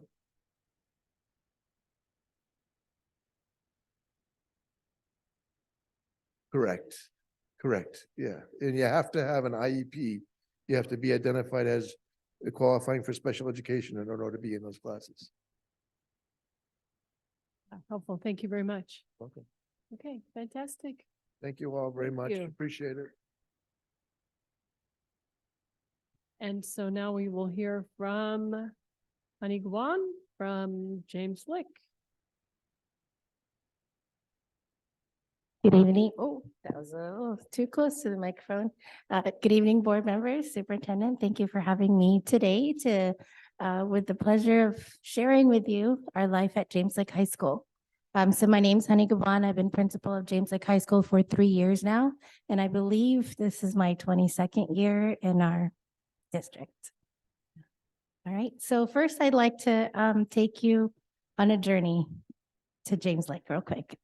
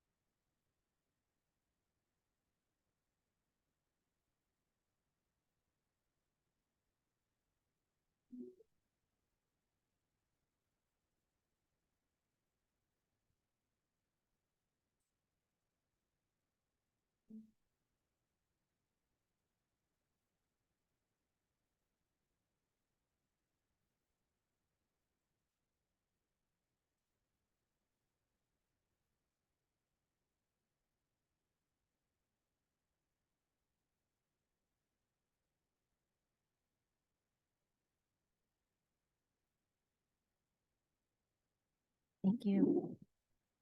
Okay. So I like to bring up our district's equity statement. Every meeting or every chance we get, with intention, we review our equity statements. And I think that James Lick High School is a great example of how important equitable systems, practices, and policies are. So since our return from the pandemic, if you look at our 4 equity statements, we've been working really hard to really exemplify what it means by welcoming all students as they are. And I want to challenge us to not just say all, but each and every. So identifying each and every student and truly welcome them for who they are, regardless of their skill level, regardless of their background, or regardless of their presentation. And in terms of strengths and areas of growth, we've been really good at identifying and knowing what those strengths and areas of growth are, and also working on our positive reward system to be able to bolster their areas of strength, and also, working towards identifying their areas of growth and learning how to truly support our students in their unique areas. And during the last 3 years on the last 3 years, at the beginning of every year, our staff has engaged with ways and our capacity to positively respond to student behaviors, and also just to positively respond to student needs, whether those needs be academic, social-emotional, mental health, or behavior. And on the last one, as a new tech school, we've been a new tech school since 2014, I believe. I'm going to look that way because it says yes. James Lick is truly poised in preparing our students for their full participation in Silicon Valley, because that's what new tech's about. It's about project-based learning. It's about connecting with our community and truly having the learning of the classroom extend out to our community and into their future, right? Thank you, sir. Next one. All right, so here's our systems response. And as a district, we've been focused on our equitable communities through MTSS. And we recently hired our new APTS, who's been a great addition to both our admin team and our school. And so our APTS and MTSS coordinator have collaborated together to truly coordinate our support services. And what coordination looks like is really just taking the one service and the other service and the kid and making it a hub and making sure that they all work together and no balls are dropped in the process. And so if you look at our tier 1, 2, and 3 interventions at James Lick, our tier 1 is rebuilding our capacity for our instructional strategies, really effective ones that really make sure that the time in the classroom is well spent. And also our positive behavior responses. How do we ensure that we're responding to behavior and seeing behavior as a way of a child communicates, right? And our tier 2, through our care team, which is a phenomenal team that meets every week. On Wednesday morning, they meet to identify needs, groups of students, services, both students referred by staff or just needs, kids that show need. And tier 3 is that one-on-one support that we're able to give them. And so that's how our MTSS services show up at James Lick in each of our tiered responses. But truly the key in this mission is how are we responding to the needs of our students to ensure that each kid has a path toward their own success and what they identify as their own success. Thank you. At James Lick High School, this is our mission. It was crafted from our 2018 WASC and reaffirmed at our 2021 mid-cycle visit. Next school year, we'll be entering our self-study cycle where we will revisit our mission statement, which reads, James Lick High School, a new tech school, strives to provide a caring learning environment, safe caring learning environment where students achieve their academic, personal, and social development required to pursue post-secondary education, compete in a changing job market, and participate in a multicultural democratic society. So we'd like to be able to produce that well-rounded person that can give back to our community. All right, so here's who we are in numbers, right? You saw in the video who we are as people, and now here we are as numbers. We are the smallest school in the district with 876 students currently. And that's our staff breakdown. We're small, but we're mighty, and we're small, but we have a huge need in terms of the resources that we need to be able to truly support our students. If you look at our numbers, our short-term EL newcomer numbers has grown. Last year, we had ELD 1 and 4 section classes. But then this year we have all levels of ELD, 1, 2, 3, and 4, and some of them with 2 sections. And we are an exemplification of equity due to the high number of resources needed to be able to support our students holistically. And so you could see our EL numbers there. I believe last January, we received 11 newcomer students. And, you know, they were able to go into our ELD1 class, students who normally before we had ELD1 classes, we'd have to turn them away to go to other schools that would be able to serve them. So it's great to have them with us. All right. Next is our data, data similar that you've seen at with our other sister schools. You could see there that the number of students who graduated A through G eligible and meet the Spartan Eastside Promise continues to take dips, 2019 through 2022. And if you look at the dip in 2022, the 10th and 11th grade year of those students was during virtual learning and that first year in the return to in-person. And so that truly contributed to the lack of success that they were able to see in meeting their A through G and the Spartan Eastside Promise. But you could see that the purple bar, the dark purple bar, outpaces the number that we graduate A through G eligible. And so they do go to other types of schools such as community colleges or trade schools. And so it is also our responsibility to be able to prepare students for all types of education after high school. And I think that this chart, and if you look at our trends, it truly highlights our growing need to embed our consistent and purposeful engagement with our college and career opportunities for our kids at James Lick.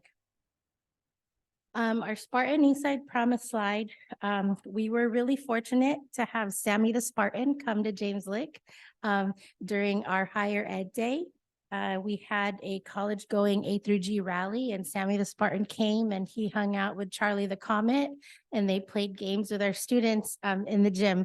And so that was really nice to be able to see that. And we hope to have Sammy and the band and everybody else come back so that our students can see what San Jose State is like and what an amazing opportunity colleges and universities are.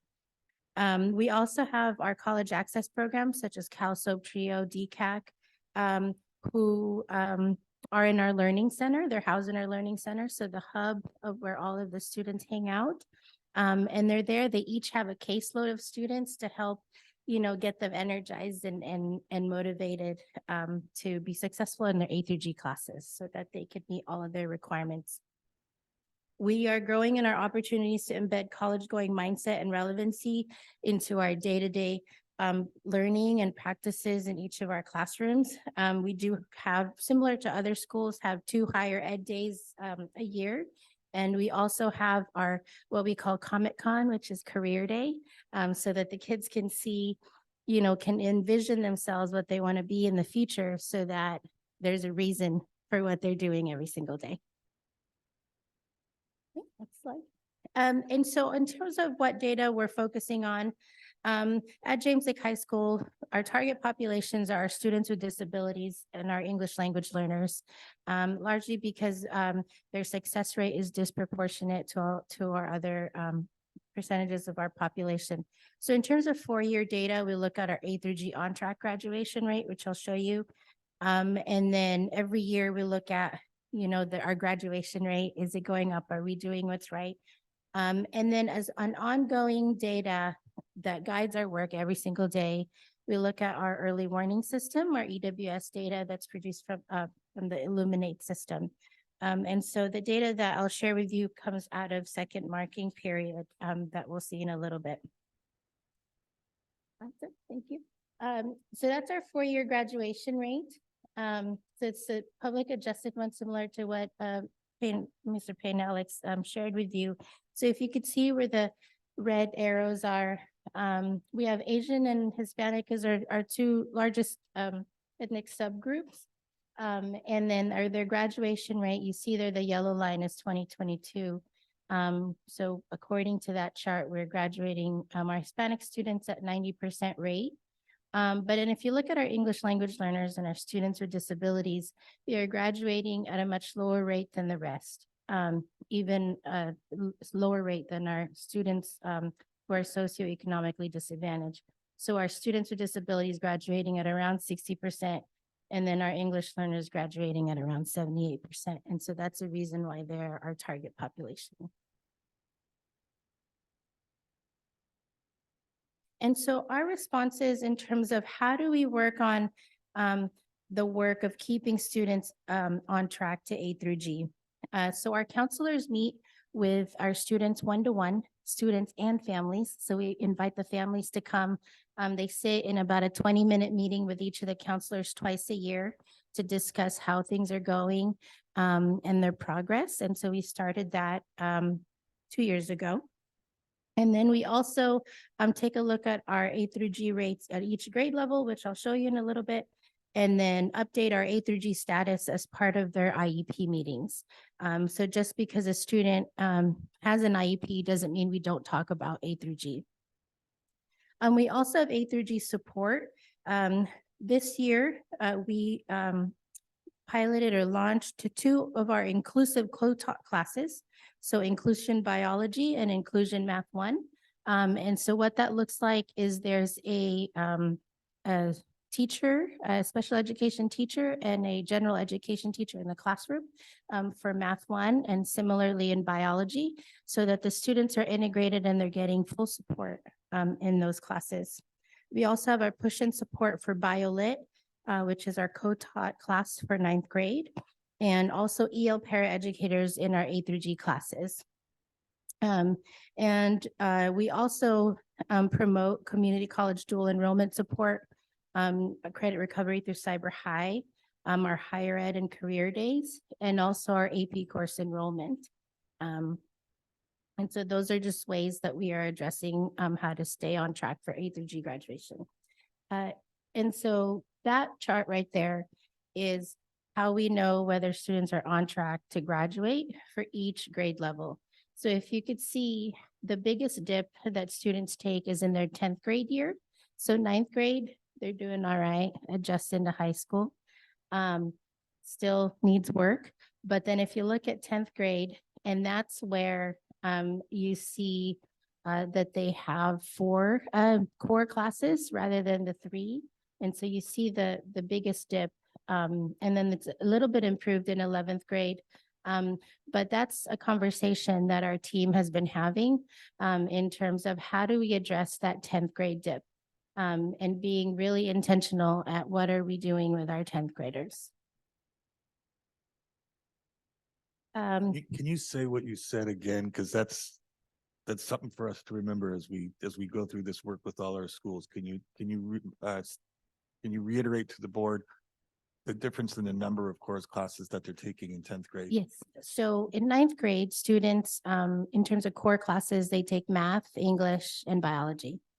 So there are 3 core classes.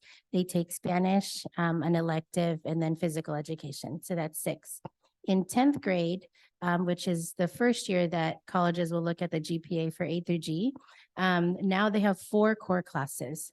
So they have social science, and the science is chemistry, which requires a higher math level.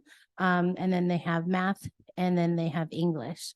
And sometimes that social science class is an advanced placement class, such as AP European History or AP World History, or AP Human Geography, for example, which is now, can get World History credit in our district. And then they have 1 elective, which students need to choose, whether it's Spanish they continue with or whatever language we have, or an elective class, and then physical education. And so that addition of the 4th core class, especially if that's an advanced placement class, truly does a number to 10th graders. And so 10th graders need that most support, as you could see from the data where they're struggling. For that. Okay, so 1 year. Okay, so in terms of keeping to our 1-year data and how do we ensure that we're graduating students, with high school credits, I'm explaining to you our actions through our tiered systems of support because that made the most sense to me. And preparing for this presentation. So in terms of tier one, that's what every student gets, regardless of who they are or what program they're in. So it could be our students with disabilities, even our students in our Alliance program, our moderate severe students with disabilities. Every single one gets our one-to-one meetings, students with parents. They have tutoring support.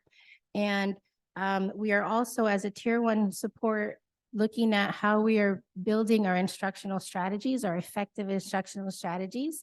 And our APTS is working on a database for our teachers, one, to be able to share what they're doing in the classroom and how to enhance that so that it's effective. And then our tier two, which is our more targeted small group support, they are receiving targeted academic support group interventions. So for example, our APTS recently has started a group series with our students who are earning at least 1D to have a conversation and to identify supports on what do you need to make that D into a C, right? At least a C, a B, or an A, or however. And also our socio-emotional learning group support through our mental health and wellness center, because there's also a huge need to integrate our socio-emotional learning and that mental health support alongside our academic support, because academic support doesn't stand alone. You can't just send a kid to tutoring and make it fix itself. It also has to be embedded by supporting them socio-emotionally so that they are ready to be able to receive the academic support that they're going to get. We're building our capacity in terms of teacher-led in-class workshops, which is a key characteristic as a new tech school, to be able to have in-class workshops in our core classes. And then tier three are our students who truly need the most help. We have our coordinated SST with our APTS and the student instructional team. And also our 504 and IEP case management.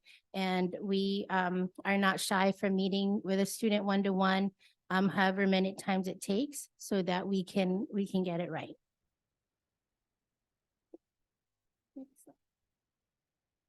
All right, so here's our 6-week marking period data for marking period 2, which is the marking period that ended in November 2nd. Illuminate is amazing in our EWS because it allows us to look at micro levels and really look at the numbers so that they become numbers, then names, and then people that we're dealing with. And so if you look at, one of my principal friends probably explained the points to you already, but so if you look at the numbers there at risk, we have about 50% of our population at risk, meaning that they are earning more than one D or F, or possibly have absences or behavior referrals. However, 46% of that 50% is grades alone, meaning that they're not an attendance issue. It's not a behavior problem. It is purely academic in terms of the grades, right? Because the grades is our measure. And then if you look at the chart on the right, you'll see it there broken down by our students with disabilities, as well as our EL students, and how many we're targeting. And so, for example, Mr. Villasenor, our APTS, was targeting our EL students with 1 or more Ds. And so for a time, he was meeting with them and talking with them and connecting with parents in order to understand what the needs are for that particular subgroup. And then the next one breaks it down in a cute pie chart. And so this one, when I was preparing our presentation, this one really made it super clear to me in terms of the number of absences and how the student is doing academically.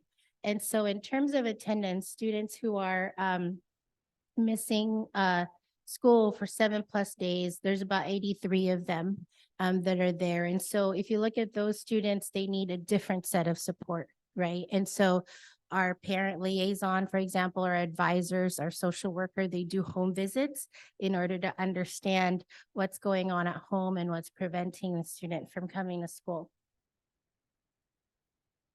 Are ELLs and students with disabilities or Yes. 83 total? for the- 83 total. Okay. Mhm. And then so if you look at the classroom breakdown, which is the red, those are the students with less than 7 absences and just 1 D or F. So there's about 144. What that number is, that's a significant number because that's 144 students who can be A through G eligible with just that change in the 1D. And so how do we take that D and make it into a C, right? What support is needed for those 144 to come to the other side, right? And find success in that one classroom, which will snowball effect to their other classes. And then if you look at counseling, and I just followed the titles from my principal friends, is less than 7 absences with 2 to 3 Ds or Fs, so a couple more courses that they're not finding success in, but with no IEPs or 504s. So that's about 320 students. And so when you're looking at those students, what we could break down and identify, is it math? Is it English? Right? Is it math and English? And then how does it translate to science, right? And social science? Or is it an elective class or a PE class? What is it that they're struggling with? And then in terms of the case manager, those are students with IEPs or 504s, 73. And so if you, our students with disabilities, I think is about 130. So a little over half of them struggling in their courses. And we haven't broken down whether those courses are those SAI courses or their general education courses. And then in terms of the MTSS, those are students who are coming to school. They have less than 7 absences, but they have more than 4 Ds or Fs or 4 plus. So there's about 71 of them.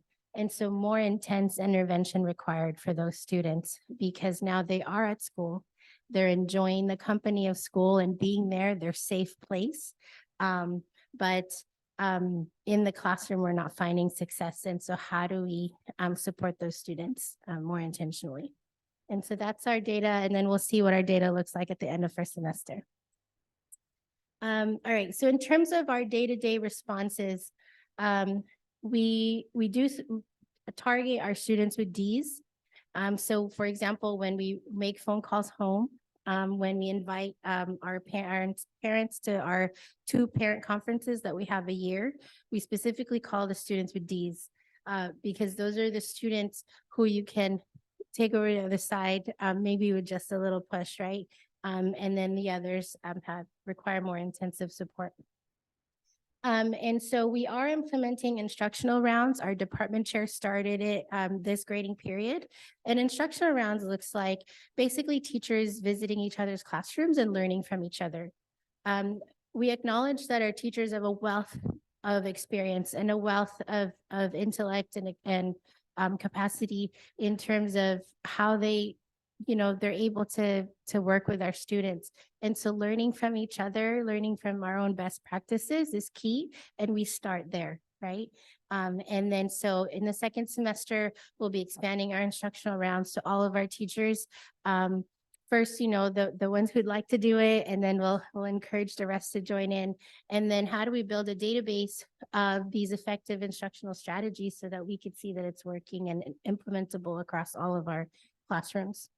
And then our MTSS coordinator also facilitates one-to-one teacher-student meetings. And so sometimes our students are a little shy to reach out for help or get support or just be able to understand the intricacies of doing school, right? And so sometimes you do need that person to take one hand and the other and meet together and have a conversation. And in that collaboration, there's been more success in terms of the teacher understanding the student, student understanding the teacher, and then we're getting assignments turned in and we're rolling in the right direction. I know our social media presence hasn't been the best, but there has been a lot of successes and highlights at James Lake High School. And one of them came the other day. It's not on that slide, but I have to share it with you because I think it truly highlights who we are as a school. So one we call our moderate severe disabilities program. We call it the Alliance program. And the reason why we named it Alliance is because, well, one, personally, I was tired of the kids getting called Montsevier. We needed a better name. And so I was observing guitar class, and we had two students from our Alliance program, and they didn't look different than the rest. You know, they were participating in the teacher instruction time when Mr. Ayers was explaining, you know, the legend lines and where the notes went for guitar, and they were listening. And then the students were helping each other. And then, you know, the teacher came around and helped the student from the Alliance program, you know, complete the worksheet prior to getting the guitar. And then when everybody pulled the guitar out and they had to play in unison, I was looking at the two Alliance students just to see how they would do. And they were doing it. They were doing it the whole time, just along with everybody else. And I was looking at their finger. I don't play guitar, but you know, their fingers to see if it was strumming correctly. And it looked like they were. And then for a second, one of the kids got lost, but then, you know, one of his friends, you know, next door kind of, you know, showed him the right place and then continued on. And seeing that, I think that just highlights a true success for our school. Our EL students love being at our school.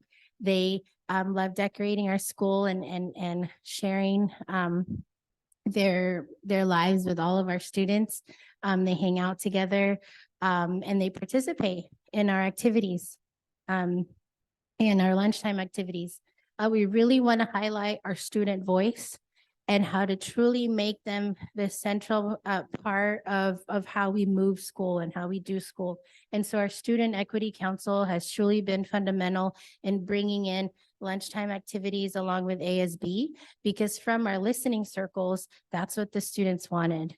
They wanted activities. They wanted to be able to do stuff every day. They wanted it engaging. They wanted it fun. And so actually on Tuesday, we had Hands-on Bay Area at our school. They painted a big chessboard and 2 peace walks so that students can do conflict resolution on their own, and a maze somewhere in one of the quads. But that's a success in terms of how do we turn student voice into action and then something that the students can see on a daily basis. We have expanded student enrollment in our AP classes, and again, highlighting our inclusive student culture. As our staff successes, our instructional rounds, and building that database of effective instructional strategies and rallying around each other just to be able to support one another on a day-to-day basis. And our campus successes, we're really proud of our Comic-Con, our career day. I don't know the date for spring, but I'll invite everybody. And our expanded higher ed day. What expanded higher ed day looks like is our college access programs. They have higher ed day specific to juniors and seniors. At James Lake, our higher ed day is 9th through 12th, because we also need to be able to show the 9th and 10th graders what college is all about. We also have entrepreneur pop-up. We have a good number of students who want to start their own business. And so that came from the kids saying, hey, I want to learn more about how to do this, right? And so we invited entrepreneurs, and it became a thing that they come and they share how to start a business with our students. We take career-focused field trips. You saw one there to Navarre's Manufacturing. And again, building that inclusive campus and also expanding opportunities for student and parent voice. This year, I know it was a reaction from our incidents in August, but this year we facilitated our student, staff, and parent listening circles. And really, it's just a chance to hear one another and be able to share concerns, share ideas, share questions. And we did it with the students. We went on activity schedule and all of our classrooms participated in circle. And, you know, it had a mixed success, but for a good number of students, they did appreciate the opportunity to being heard and knowing that they are able to have a forum to share their voice. So these are some of our works in progress. We have a lot. So targeted instructional strategies for all learners, building our inclusion and co-taught classes. We hope to have more on the books in terms of our inclusion and co-taught classes next school year. Our Student Equity Council, our clubs and ASB, they're really coming out in force and just building that campus climate and culture at our school. And building our teacher capacity for more engaging and relevant instruction. Again, that's coming from the students in terms of what they need, right? And implementation of our tier 1 strategies for the classroom, we're getting there. And re-engaging in our instructional rounds, expanding our tier 2 programs through our circle keeping and transformational healing. We do want to look into trauma-informed care and trauma-informed responses as a staff so that we can be able to support our students as a whole. And also expanding collaborative opportunities for how we build our systems in school, our practices, our policies, and again, hearing from everybody that calls James Lick home. And in terms of our additional actions, we are preparing for our 24-25 WASC visit. The work to prepare for that WASC visit is parallel to the work that we're going to do as we prepare for our SIPSA, and also to be able to do our part in our application for the community schools grant. And I'd like to leave you with this, just to remind you who our babies are.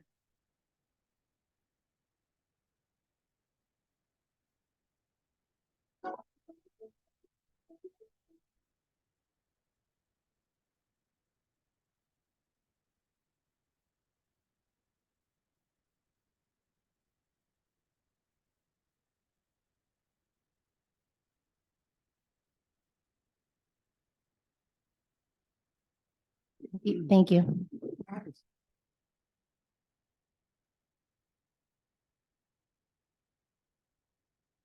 think so. We'll start over here. Manuel? I'm just fascinated by your report and the strong sense and feel that you're giving us for what's happening at James Lake High School. Your comments were brief, but they were meaningful to me on the impact of the fourth administrator or the associate principal for tiered supports. And I'm going to be especially interested as the year comes to an end in any data, but especially any anecdotal information. There are stories that are occurring there, and they need to be captured and made part of what is brought forward, to the board. And that same goes across all campuses. We can have some level of kind of numbers-driven data and so on, but the human impact story is going to be very important at the end of the first year, and to the extent that we can capture this student's journey, that student's journey, and how it made a difference, as you described it, to have the associate principal for tiered supports pulling the things together and keeping them focused. I just have a great interest in that. For me, James Lick is like a living laboratory of our highest hopes and our greatest challenges. And I really thank you for being there in your leadership role and what your staff is doing, who those students are. So thank you. Thank you. I do, one of the things I always share is that our dream for James Lake is that we are building to be that beacon of light and hope at Allen Rock and White. And being the first school in the district, I think that's what we really need to be. So thank you, Mr. Rep. We do have a lot of stories like that, and we'll be more than happy to share. Document them. When you said, I really liked what you said on the 4-year, 1 year, and 6 week. So, so they become numbers and names and people. It's like what's being elicited systematically are numbers, names, people, and the engagement is with the actual student. Thank you. We just grew as a district. Did you hear that? We didn't talk like this 5 years ago. And that we're actually moving from the data to the people, to the responses, to the outcomes. And we're having this level of conversations different than we talked about data 5 years ago. Pretty much. And let's note it, because you all have agreed, and this team has chosen to push this work in this way, and it's unique. Go to another board meeting, listen, you're not gonna hear what you just heard. So let's just register as a district, we're growing and moving in the right direction, and I thank everybody in it. Sorry, I know I'm not supposed to talk, Nope. I'm gonna take off the mic. You're supposed to talk. I have, Go ahead. Lily. well, yesterday I visit, James Lakes High School, and so I attend the dinner for the McKinney Vento student, as well as a partnership with, Foothill, in high school, and the principal Naomi, Ramirez. I'm very impressed. The school kept up very, very nice, very clean, and very beautiful setup, the decoration, food, and I think that the kid enjoyed very much. Thank you for your leadership and thanks for the presentation. I have a question here. We mentioned from beginning that James Lake is a new tech school, right? Can you elaborate that a little bit? Because I know I have not been back, several years, but I was wondering what kind of program or what kind of classes that you offer in James Lake, when you consider as new tech school, when other community probably did not have this type of program.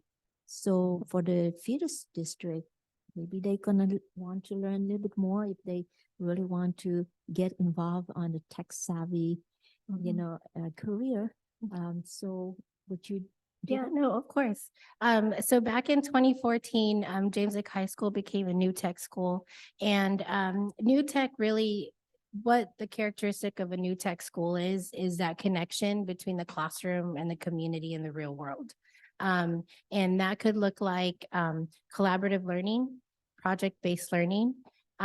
It could look like bringing in community members to help in assessments of projects or sharing of evaluating rubrics of presentations or what have you.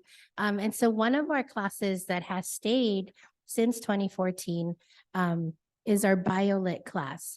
And so has been ebbs and flows in terms of the number of co-taught classes. Co-taught meaning that you take two different subject areas and marry them together into one class. So there's two teachers in there, possibly a push and support teacher, to be able to take a subject that is normally just standing by itself, English, for example, and make it a little bit more relevant, right, in our current world by bringing in another subject and integrating it. And so our BioLit class has been our most successful class since 2014. And basically the students in that class learn their English skills and concepts with the concepts of biology. And so one of their final projects was they created these 3D models of evolutionary animals, I believe. They're really funky. They're cute. And then they had to write an essay and do a research project based on this. And so they were able to meet their English skills and learn their English skills while also learning their biology standards. And then they went to our local elementary school just down the street. They took a little field trip during finals. And then they shared their animals with groups of students from that elementary school. And that right there encapsulates what's a new tech school. Because you're making what you're learning in the classroom relevant for students. And the idea is that then that would help them understand why they're learning English or math or what have you. And so this year, since I got to James Lake, we're re-engaging in our new tech identity. We lost it a little bit during the pandemic. And so what that re-engagement looks like is relearning how we do project-based learning, relearning how we interact with our community and bringing them onto campus. And so that's why we started our Comic Con, our career days, so that we can, open that door a little bit to having the community come in, share their stories with the students, and then hopefully one day soon, be able to integrate that into our day-to-day of the classroom. So that's new tech. That's awesome. Because I remember when I visit James Lakes couple years before COVID, and I knew that there's a one class of PE. Math training, PE. math Yeah, PE, we still yes. have that one section. Mhm. That's And very and interesting. they actually built our weight room. Mm. So in terms of understanding the measurements of the weight room and what's needed, that was our math PE class that did that. And I really want to comment that when you talk about a student voice, expand opportunity, and I think your student already attend as SGB, Student Governing Board, and they really did a good job in practices and be a leader. So thank you for your Thank you. leadership.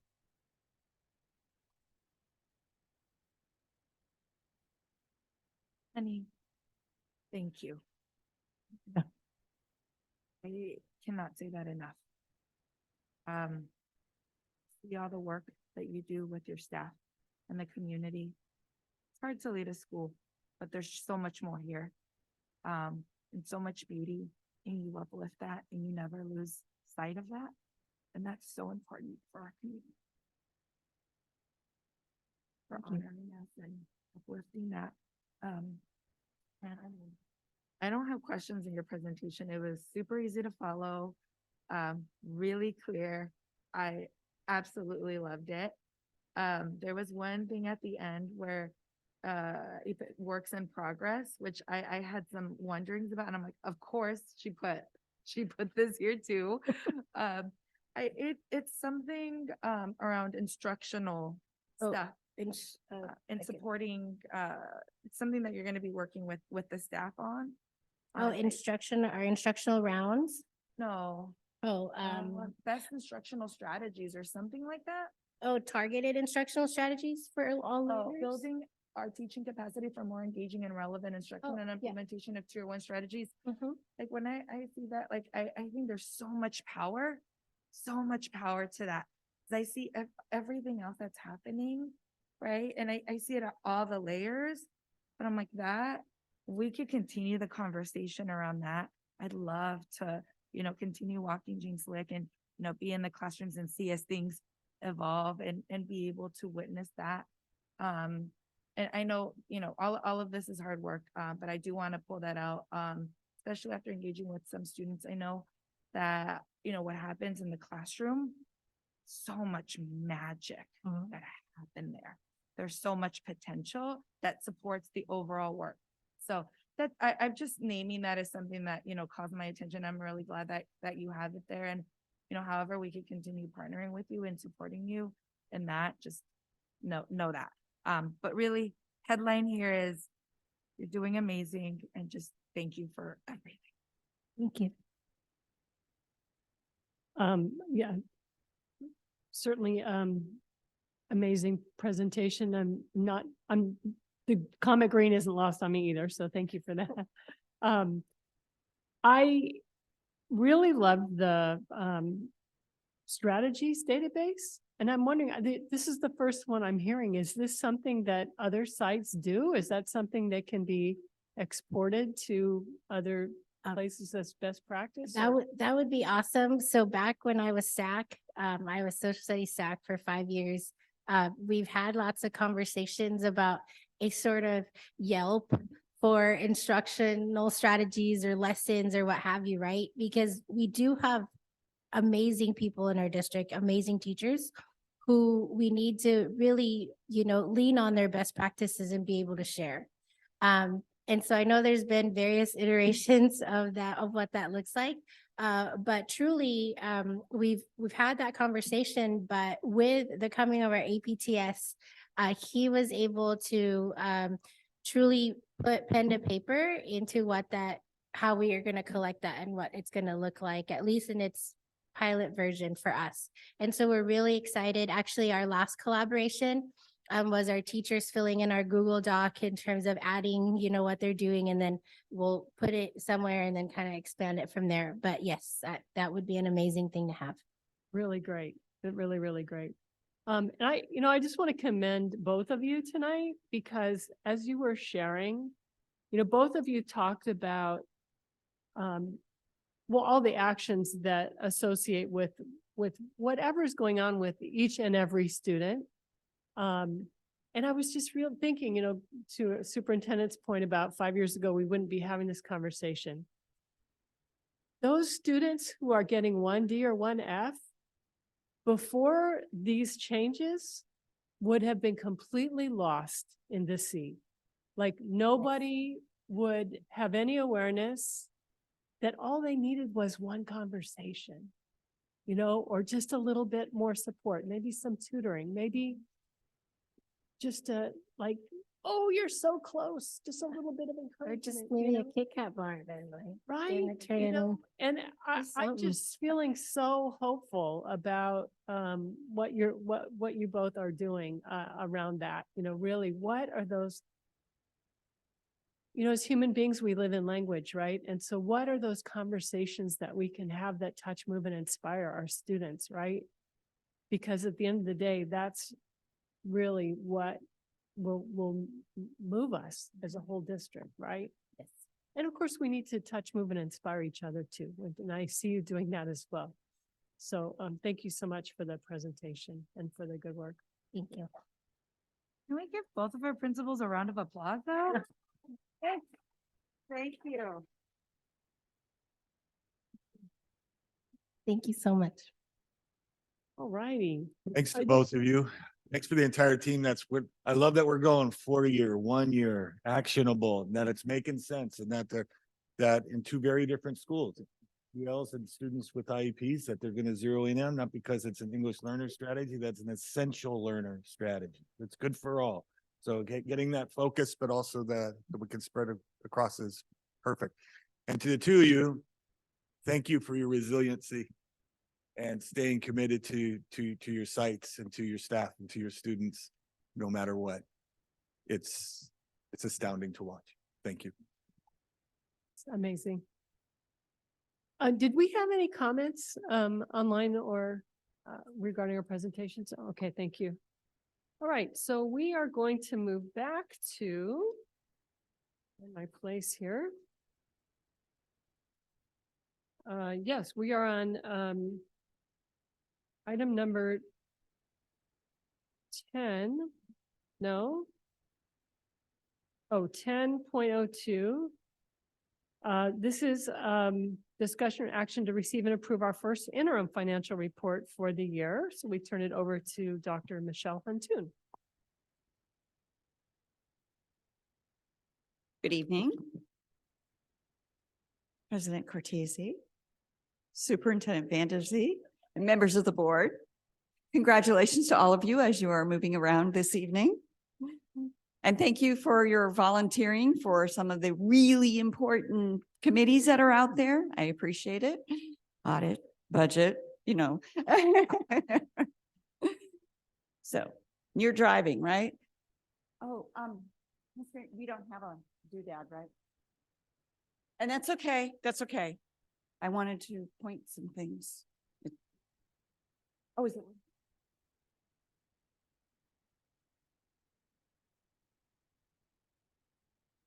No. I don't need that. It's a do mom, Where is it? Oh, there it is. That's what I needed. Thank you. Okay. not a doodad. That's right.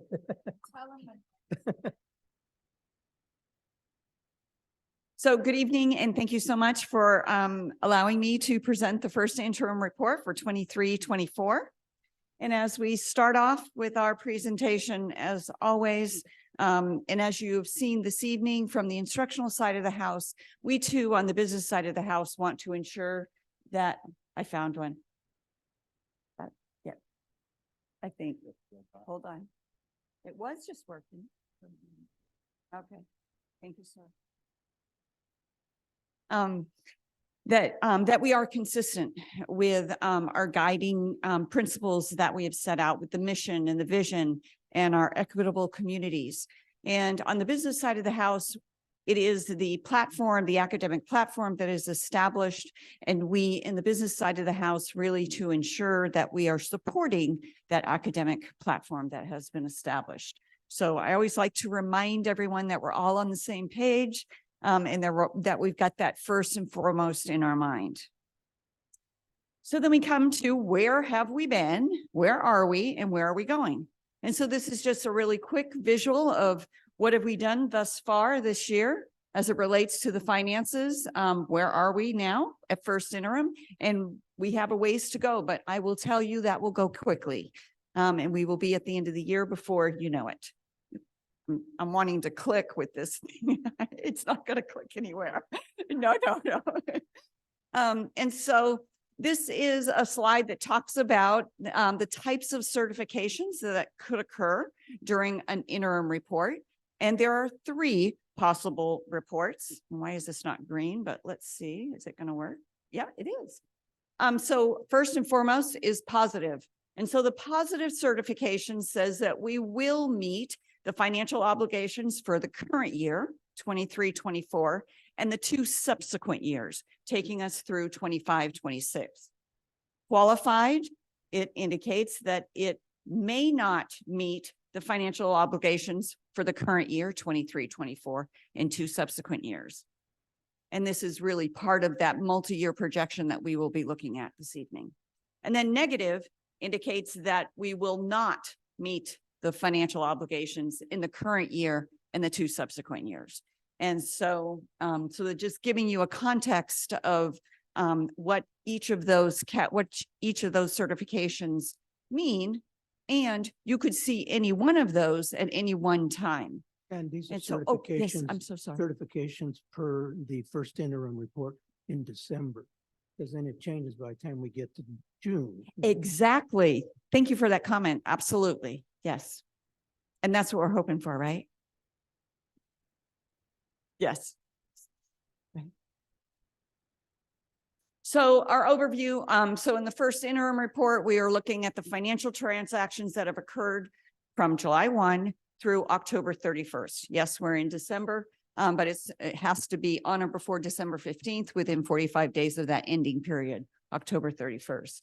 We are at a qualified certification for the first interim report, indicating that we may not be able to meet our financial obligations in the current or next 2 fiscal years. So, yes, ma'am. That certification, was that given to us by the County Office of Education? It was not or- given to us by the County Office of Education. It was done by staff. And so okay. the impetus for that is that in the current year and the 2 subsequent years, in the 25-26 year, based on what we know at this point in time with our expenses, our enrollment, our projections, what the state is going to provide to us in funding, we are in September of 2025, we will go into a negative cash position. So that is what is getting us to a qualified certification. Thank you for that question. He's smiling at me. No, I'm containing myself. Okay. Okay, so as we look at the overview, so there are multiple items that changed from the adopted budget through to first interim, and some of them include increases in the revenues due to some carryover, but we also are seeing some funding that came through that was being recognized, our arts program, and we'll actually go through that in just a moment. And we are seeing reduction in the federal funding. On the expenditure side, this happens with every interim report that we go through, and that is making sure that we are right. We are looking at our salaries and benefits. We look at all of our expenditures, and in that area, we have vacancies that occurred, which means we are going to reduce those salaries and benefits that would have been associated with those positions had they been filled at the beginning of the year. We have some increases in special education contracts, also our Silicon Valley CTE program, and that is due to an increase in student participation in that area. And that happens pretty typically every year. And then we have some increases in indirect costs due to the increases on the restricted side of the house for some of those programs that drives up the increase in indirect.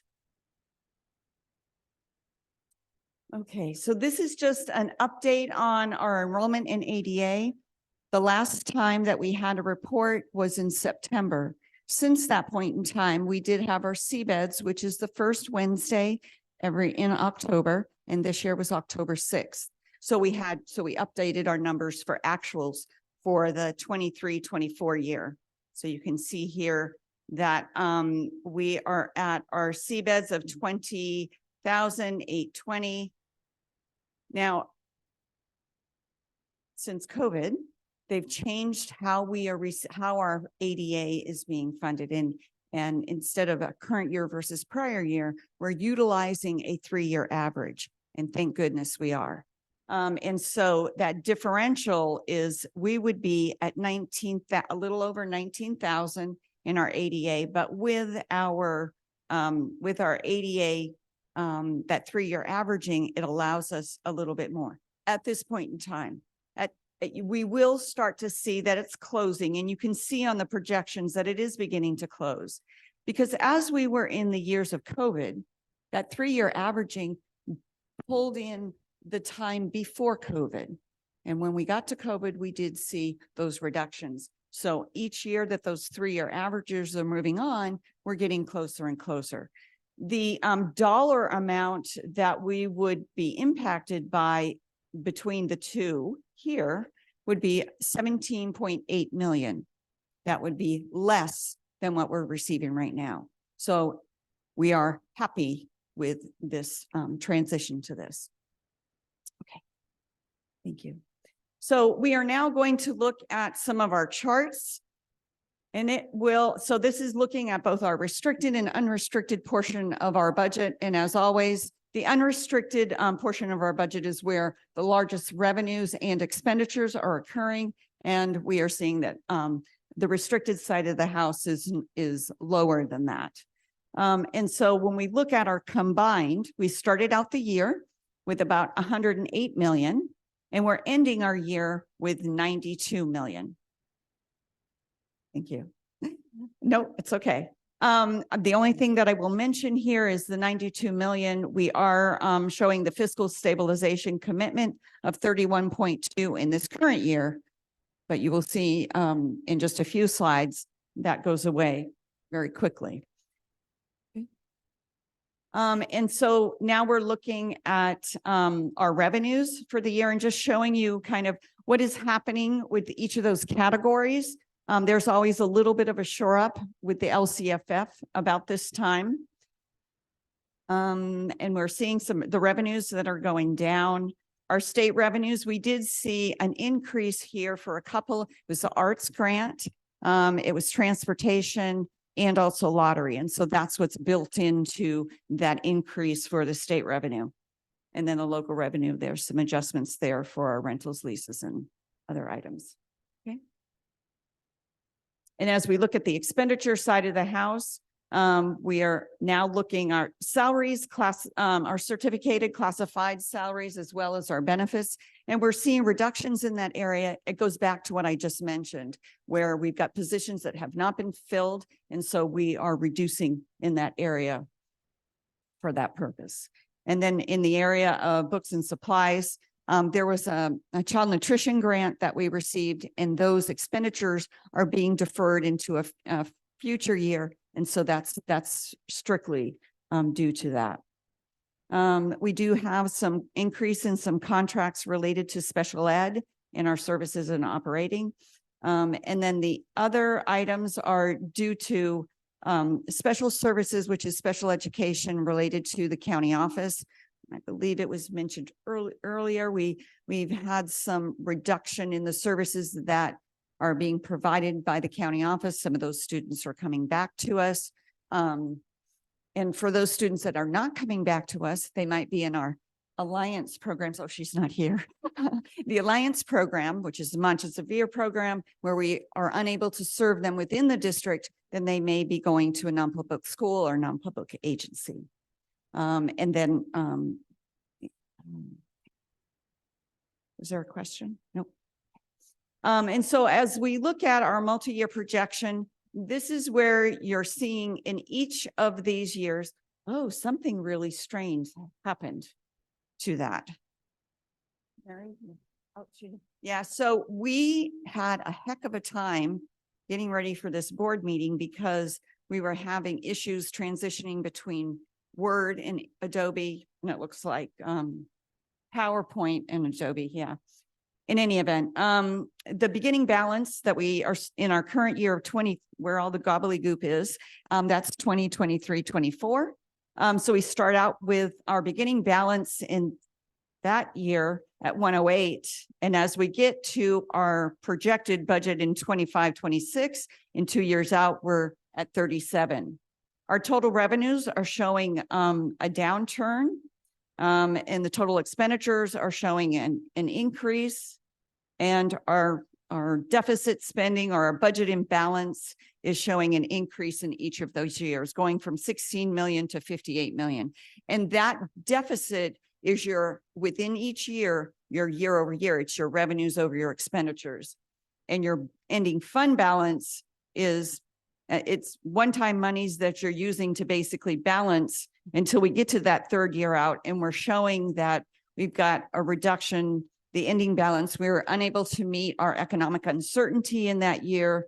And the other reason that it goes up to 44 million is because we need to account for the $10 million in our restricted funds, as well as I think it's 11 or 12 million that's required for our economic uncertainty. And so that's how we get to our 44 million. And that would be the year that I had just mentioned, that we go into a negative cash. Yes. The role of one-time funds, as you're pointing out here, it has been going on for as long as I can remember, 10, 15, just a long time. The state continues to push, one-time funds, and it allows us to continue operating at thresholds we couldn't otherwise operate at. We're always spending down one-time funds. That's all I just want to point out. It's going to be a key Absolutely. No, factor that's true. when we get That's factual. to needing to make decisions in March. That factor is going to continue to be a very interesting one to track.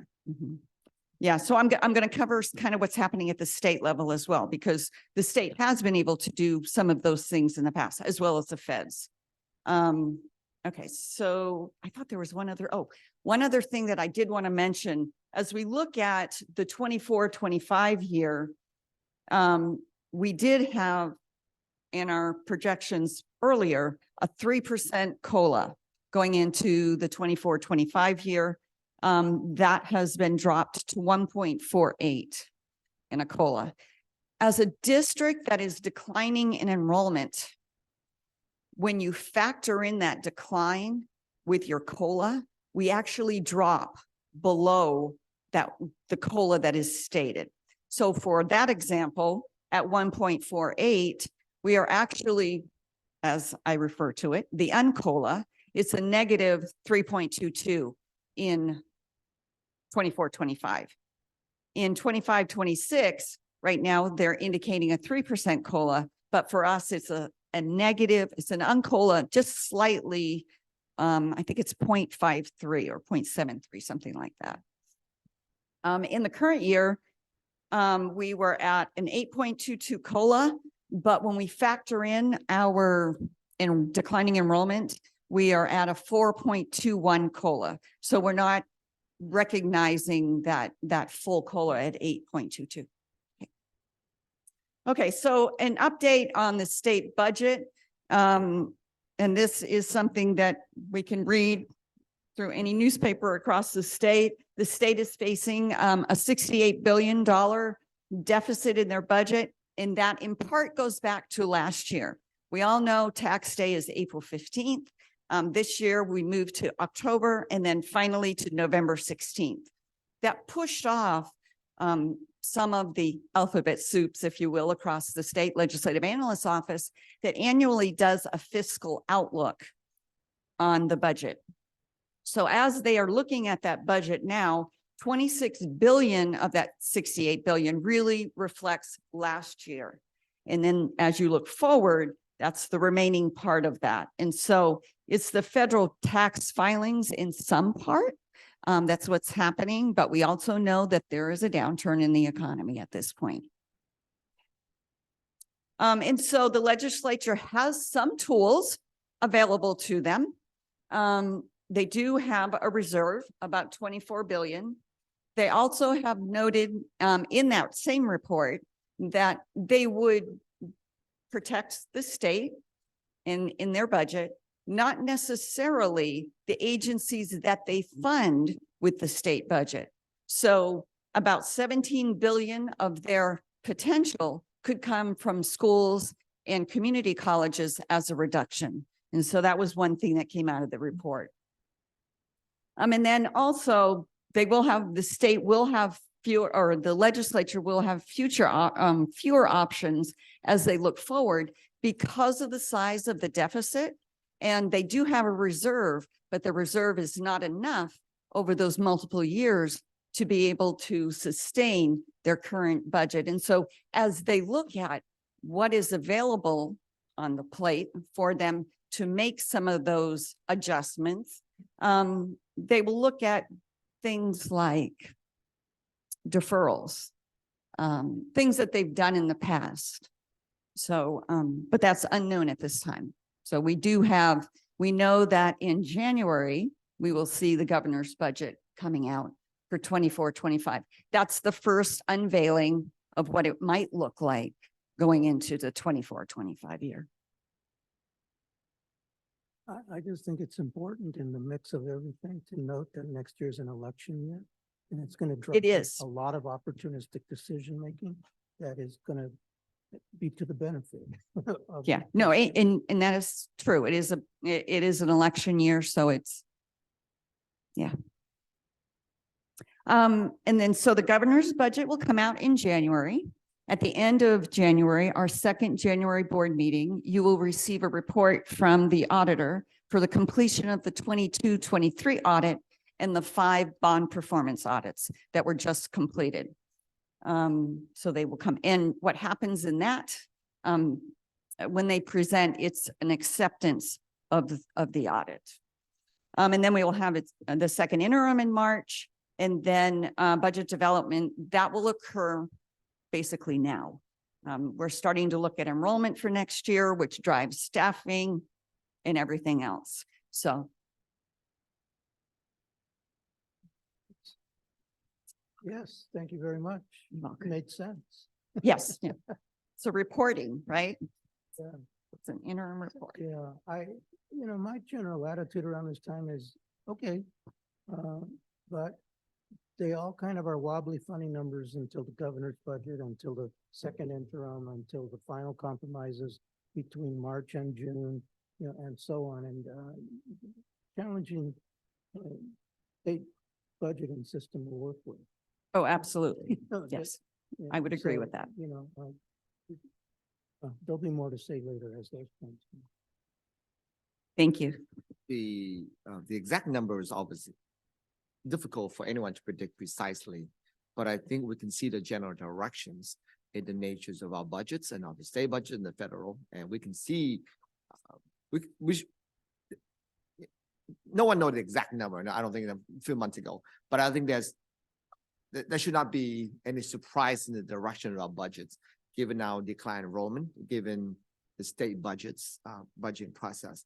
Were you surprised in any of this in terms of the general directions? Am I surprised? Yes. My fear was that we had that third year out with a budget imbalance, and then we walk into a below COLA.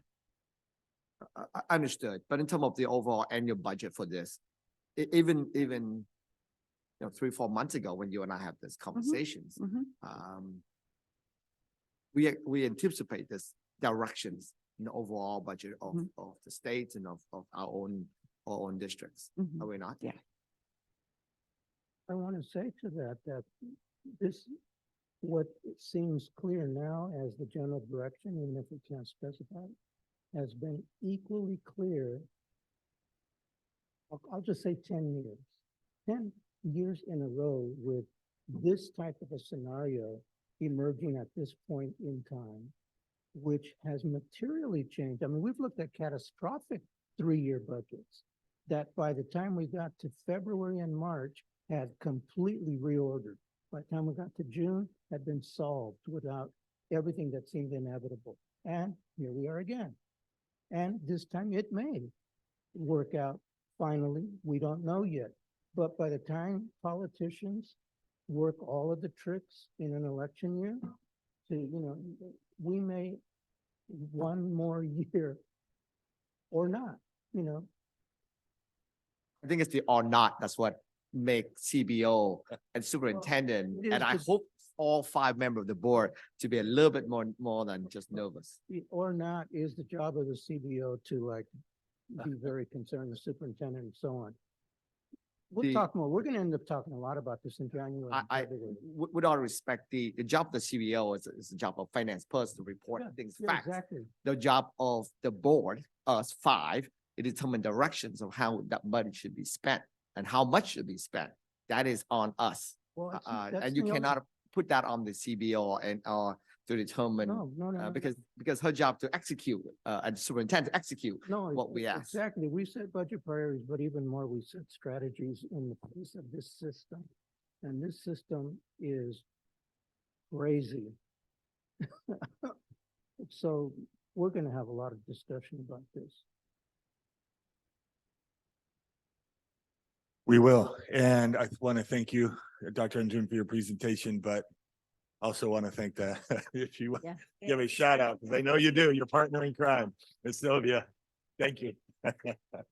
And there's a former superintendent that would say today's truth, right? So that's, we're gonna quote him tonight. Thank you for today's Dr. truth. Can I have a So question? before we, go, I have a you question. go ahead.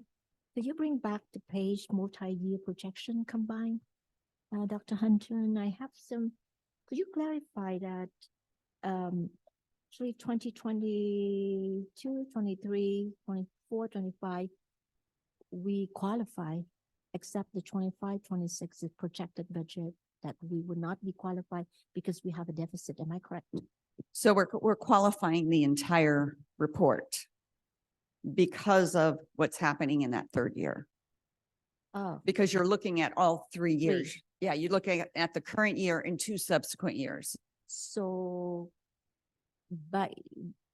based on the projected preliminary budget, then by the end of March, when we know the number, then this number projected budget will be changed, but we're gonna have to figure out if we have the deficit on the third year, which is we will not qualify as this county, we're gonna have to work something else in order to be qualified. Whatever the plan that we have it, in order for us to be qualified on the third year before they accept it, am I correct? No, so I do believe I'm confident in the county agreeing with the self-qualification that the district is doing. The county could also have a different thought and change that certification, that they have the authority to do that.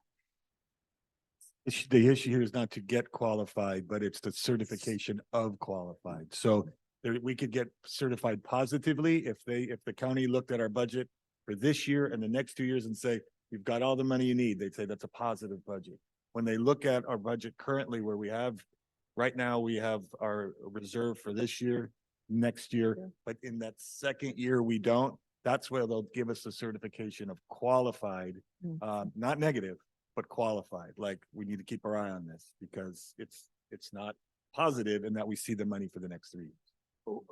And Or this- 3 years in a row. Forgive me, I just want to ask a quick question on CBO. What do you anticipate the certification that we likely to get? It's part of the certification. What of the 3 possible certification, what do you anticipate that the certification we will, as a district, will receive for this particular response? Yes, From the county? from the county, yes. I think they'll agree. Now, we need a plan. A plan is necessary. Hope is not a plan. Right. Okay, did we have any comments online or on Zoom about the budget? No? Okay, very good. Then I think we just need a motion to Move to receive approve this, the right? first interim report. Wow, okay. I heard a motion from Herrera and then the second was lost. Okay, so second by Lay, all in favor of receiving the first interim, say aye. Aye. Okay, that's unanimous. All right, next we're going to move to item 11.01, which is a public hearing. So I haven't done this for a minute. So. Okay, we will now hold a public hearing, which is scheduled at approximately, 9:10, regarding the proposed adoption of the initial proposal for successor contract for 24-25, 25-26, 26-27 school years from Eastside Union High School District to the Eastside Teachers Association, CTA, NEA. So at this point, we're calling for testimony. And I don't see any testimony here. Is there anyone online or on Zoom? Okay, no one online, no one. Mary, we have no testimony online. Okay. So calling for public speakers a second time. Calling for public speakers a third time. Okay. This testimony, let's see, public testimony on this matter is now closed. Okay, moving on to 11.02. This is discussion or action regarding the proposed adoption for the initial proposal for successor contract for the 24-25, the 25-26, the 26-27 school years from Eastside School District, Union High School District to the Eastside Teachers Association. So I will turn this over to our Associate Superintendent of the HR, Tom Nguyen. Thank you, Madam President. This is part 2 of the public hearing. So the board has the opportunity to discuss and then adopt our sunshine proposal that we are proposing to open negotiations with ESTA regarding those items that are listed below. Hopefully, we'll begin shortly after this board meeting and into the new year, and with our luck and collaboration, we can come to a quick agreement. It is a negotiation on all aspects of the contract. Administration's recommendation for you to approve. Okay, and those are the items up there? Mhm. Article 14, et cetera. Okay. So colleagues, is there any comments? No? Okay, so I heard a motion by Doe, a second by Marina. Chavez. Yeah, Chavez. Okay, all in favor? Aye. Okay, that's unanimous. And now we're moving on to item 11.03, which is another public hearing. So we will now hold a public hearing, which is scheduled at approximately 9:14 to receive and sunshine the initial proposal for successor contract from Eastside Teachers Association, CTA NEA, to Eastside Union High School District. To our Associate Superintendent of HR, Tom Nguyen. So is there any testimony? None online. Okay, seeing none, hearing none, calling for public speakers a second time. Calling for public speakers the third time. Okay, public testimony on this matter is now closed. Okay. Now we're moving on to item 12.01, which is public comments. Before I read this, I'm just going to ask if there's anybody. Is there any public comment?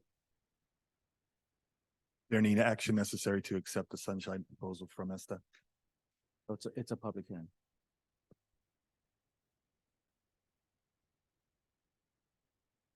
Is there, I don't need to read this unless we think there's someone who's going to speak. There's no online comment, nor written comment, nor yellow sheets here tonight. All right, so we're going to move beyond, beyond item 12 to, let's see, we already heard item 13, 14. Then we're on item 15.01 up. We need to discuss we're asking Oh, so for sorry. 14 and 02. 14.02. My apologies. This is discussion and or action to receive and adopt second reading of proposed amendments to Board Policy 6158 on independent study. Vanessa Marquez, our Associate Superintendent of Educational Services. This is a second reading. This is so I the don't know if second there's reading any- and it's consistent with CSBA gamut language, and it's primarily to change the previous language that existed as a result of the pandemic. Do we vote at the second reading? or Yes, the you third? adopt at the second. Second reading. Move for approval. So I have a motion by Herrera, a second by Lay. Oh, comments? It's a second reading. This is second reading. So I have a motion and a second. All in favor? I,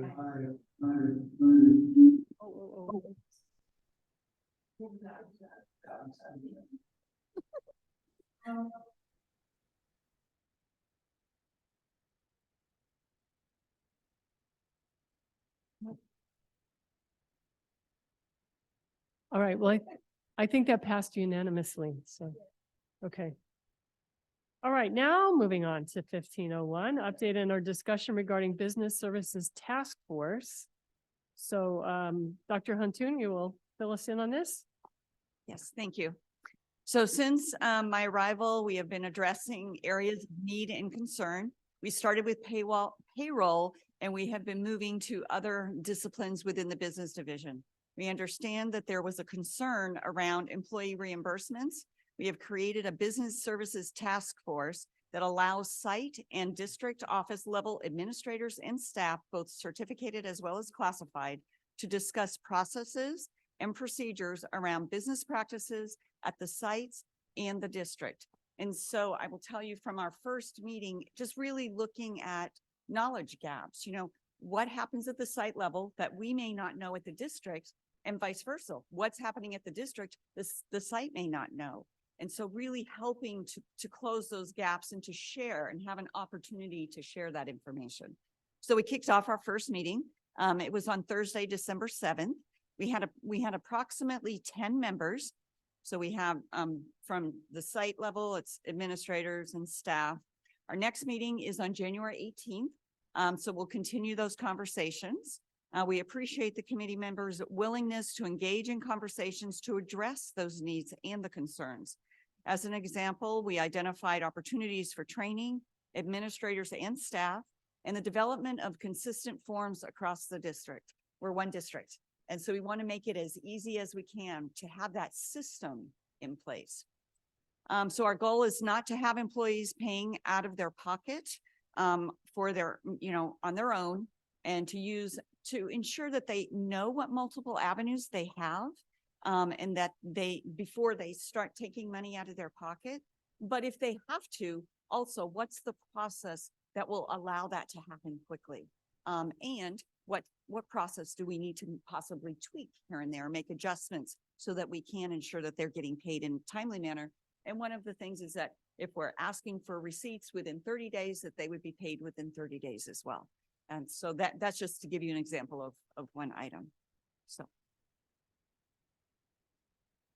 Thank you. I really appreciate the initiative out of your department and the superintendent's initiative as well. This ties in with an issue that I had brought forward and asked for discussion and to kind of refresh everyone's memory, including mine. Sometime several months ago, I was in a conversation with a teacher and discovered that that teacher had spent some significant money of unreimbursed, for things that they felt were important. And it upset me. It's like, come on, when are we going to solve this thing that anybody spends anything out of pocket and is not reimbursed? And so I asked that it be brought back because I was thinking at that time, well, let's get a report together periodically, whether it's once or twice in a year, and ask who has spent money out of pocket, for their classrooms, and learn, what it was for, what were the obstacles, and your task force is basically creating a mechanism now to identify that, to begin to solve it and resolve it. But what I'm still going to be interested in knowing is, outside of the established processes for allowable reimbursements, is there anyone outside of that framework that is spending money saying, well, I won't be reimbursed, I can't be reimbursed, but I'm still spending this money? That's going to be important information for me, as a policymaker, to just find out. And finally, let me just end with this. I've become kind of radicalized about this issue over the years because we've gone over and over trying to not let that happen, kind of a thing. And so what I'm actually looking for is like 100% success that no teacher, no staff person will ever have unreimbursed, expenses that they believe are so important that they'll put their own money for the instruction of their students. So one thing I do think is to making sure that there's very clear guidelines on what is allowable, what's not allowable. That's part of that as well. I think also utilizing the systems that we have in place so that I often talk about the pieces of paper that we have to fill out. And so on its way, as it's walking to the district office, it gets lost. So we want to be able to stop that. We want to be able to use the technology that we have and to its greatest capacity, and that it will get from point A to point B, and we'll be able to know exactly where it is at any given time. So if we can get there, I'll be really happy. Well, I mean, that's certainly at the core of where we want to get. Yeah.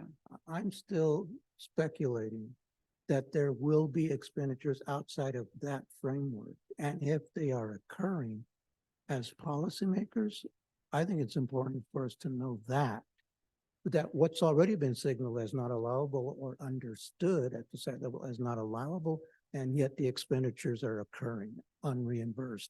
We want to capture that data and see what, if we change our framework in any way. That's it. Thank you. You have a comment? No, go ahead. I can. Echoing similar message to my colleague trustee Ariara, but I also want to get to the very basics about the reimbursement process.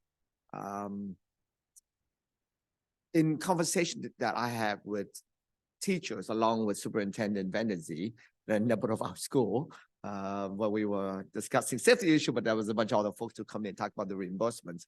The dollar amount that they were talking about, if I remember correctly, and please push back or correct me if I'm wrong, I think it was about $100 per transactions. Above that, they would need to get pre-approved. Please correct me. Perhaps some of that may be circle back to the board to find out the right amount that makes sense in today's economic climate, because that dollar amount must have been created years ago. I believe you're not wrong on the dollar amount, but nor are you wrong that policy and that dollar figure, I think, was set in 2014. So part of this whole task force is adjusting policies to current times. Correct. And I respect the task force. You have to go through that process. So I look forward to learning of the outcome of what the task force come out, not only with this, but also what my colleague have articulated earlier. We don't want teachers to put out of pocket at a fundamental level, a core level for that. Thank you. And, I would just, first of all, thank you for the task force. I think that's absolutely the right solution to address the concern that my colleague brought up earlier.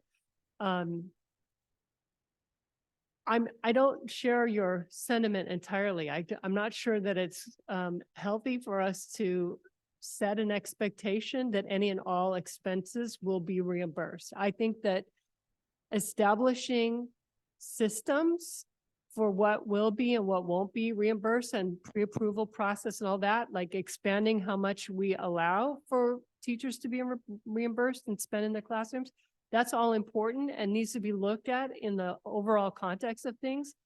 But I'm not sure that, especially after the budget presentation we just saw, that it's healthy to set up an expectation that, hey, if you spend money in your classroom, we're going to pay you back no matter what.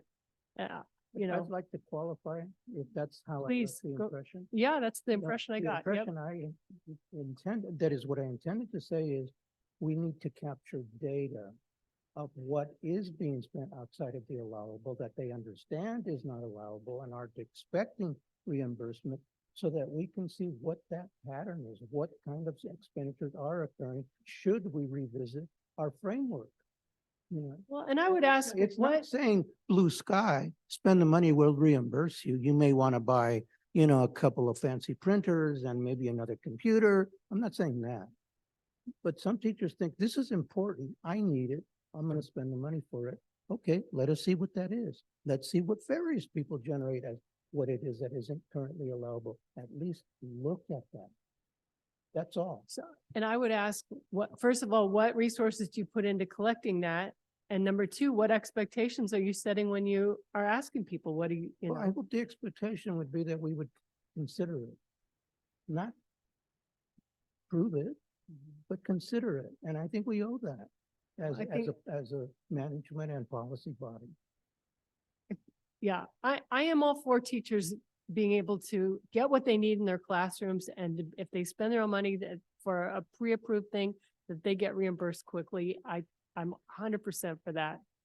But I also think we need to be mindful of the messages that we're communicating. And yeah, Superintendent? I think that the task force will be able to generate some form of survey or some way to gather this information, and so that in a way that doesn't set false expectations or lead people beyond what we're looking to see is what are we being reimbursed for? What have you bought that you know Yeah. is not reimbursable? And for us just to, if we have a future discussion on this in policy, we could at least be informed by that. So a simple survey that doesn't take a ton of time to Doesn't take a administer ton of sounds time, like a great doesn't idea. Resetting expectations. Does that Yeah, work that for you? fits All right, exactly. there we go. I think we'll be able to do that. Okay, fantastic. I know they take Thank you. a pictures of their receipt just so that we have an idea.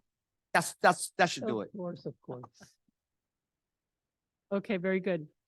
And no action there, just, yeah, very good. Okay, 1502 is discussion and or action to approve the contracts for professional services over 25,000. And this is a standard item. I'm just looking for a motion. Move for approval.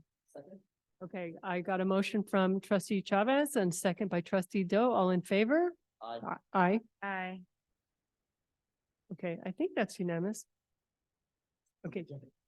Did we hear him? Okay, all right, very good. This, I. Thank you. Now, that is unanimous. Okay. 1503, discussion and or action to approve the awards of bids and requests for proposals for general purchasing. Move for approval. Okay, I had a motion by trustee Doe, second by trustee Herrera. All in favor? Aye. Aye. Okay. That's unanimous. 1504, discussion and or action to adopt resolution 2324-10 to confirm Eastside Union High School District's commitment to fiscal solvency plan. Move for approval. Hold on. So, did you mention this in your budget presentation? Yeah. Okay, this is what we've been doing. This is there needs to be a more detailed plan, but this plan is the That's the county's. parameters. Yeah. So It's are been we, updated. are we approving an actual plan, or this is that we need a plan? We're Yes. committed to Yes, coming you're up with a plan. committing to developing a plan. Okay, thank you. All right. I believe we've done this every Yep. year. Oh, yeah, we Since have, but I just 2017. wasn't sure if this was the plan or if we needed a plan. And so we're clear, we need a plan. We're committed to coming up with a plan. So did I hear a motion? I did. I moved. Okay. Okay. A motion by trustee Herrera, a second by trustee Doe, all in favor? Aye. Any opposing? No? Okay. 1505, discussion and or action. Sorry. Discussion and action to adopt resolution 2324-11, continued funding application. That's CFA, and contract renewal of general child care and development programs with the California Department of Social Services for the 24-25 school year. This is basically a pass-through to for our child care programs. Sorry, what was that? Moved by Joe, seconded by Lay. Like he said. Did you get that, Mary? Okay, all in favor? Aye. Say aye. Okay, thank you. All right, moving on to 1601, discussion and or action to approve variable term waiver request for certificated employees. This is a standard item. I need a motion. Okay, I got a motion by Chavez and a second by Lay, I think, right? Okay. Give it to Von Lane. Okay. Okay, Von Lay. No, I did say. I think heard we her. would I say the heard same her. time. She's very quiet. I heard her. Okay, all in favor? Aye. Aye. Aye. Okay, thank you. Not that it matters. 1701, discussion and or action to approve the bond capital projects contracts over 50,000. I'm looking for a motion. Move for approval. Second. Okay, I got a motion by trustee Doe, second by trustee Herrera. All in favor? Aye. I'm gonna do a separate motion that we should wait 5 seconds before we say move for approval after the item is presented. It's okay. We're in a sprint to the finish here. 1702, discussion and or action to approve the use of CMAS bid awards for bond capital projects. Now, CMAS bids, those are piggyback, it's also called piggyback.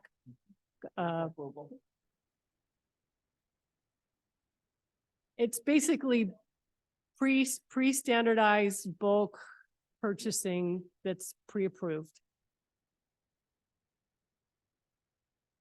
And they are to do their due diligence to ensure that the best for the best interest of the district is chosen. Okay, very good. So I'm looking for a motion. Oh, you moved already. Okay, we got a motion by Doe and a second by, A second. Lay, did you say that? oh, you Okay, Lay. seconded already? Sure. Okay. A motion by Doe, second by Lay, all in favor? Aye. Aye. Okay, that's unanimous. Now we're up to consent. I'm just looking for a motion on the consent calendar. Move approval of the consent. Okay, Doe, you seconded before I finished making the motion. I trust you want to make the motion, but Yes, the Okay. motion is by I'm gonna say, Chavez. okay, motion by trustee Chavez and second by, who seconded? Doe, okay, all in favor? Aye. Aye. Aye. Okay, that's unanimous. Woo, all right. Woo. Moving on to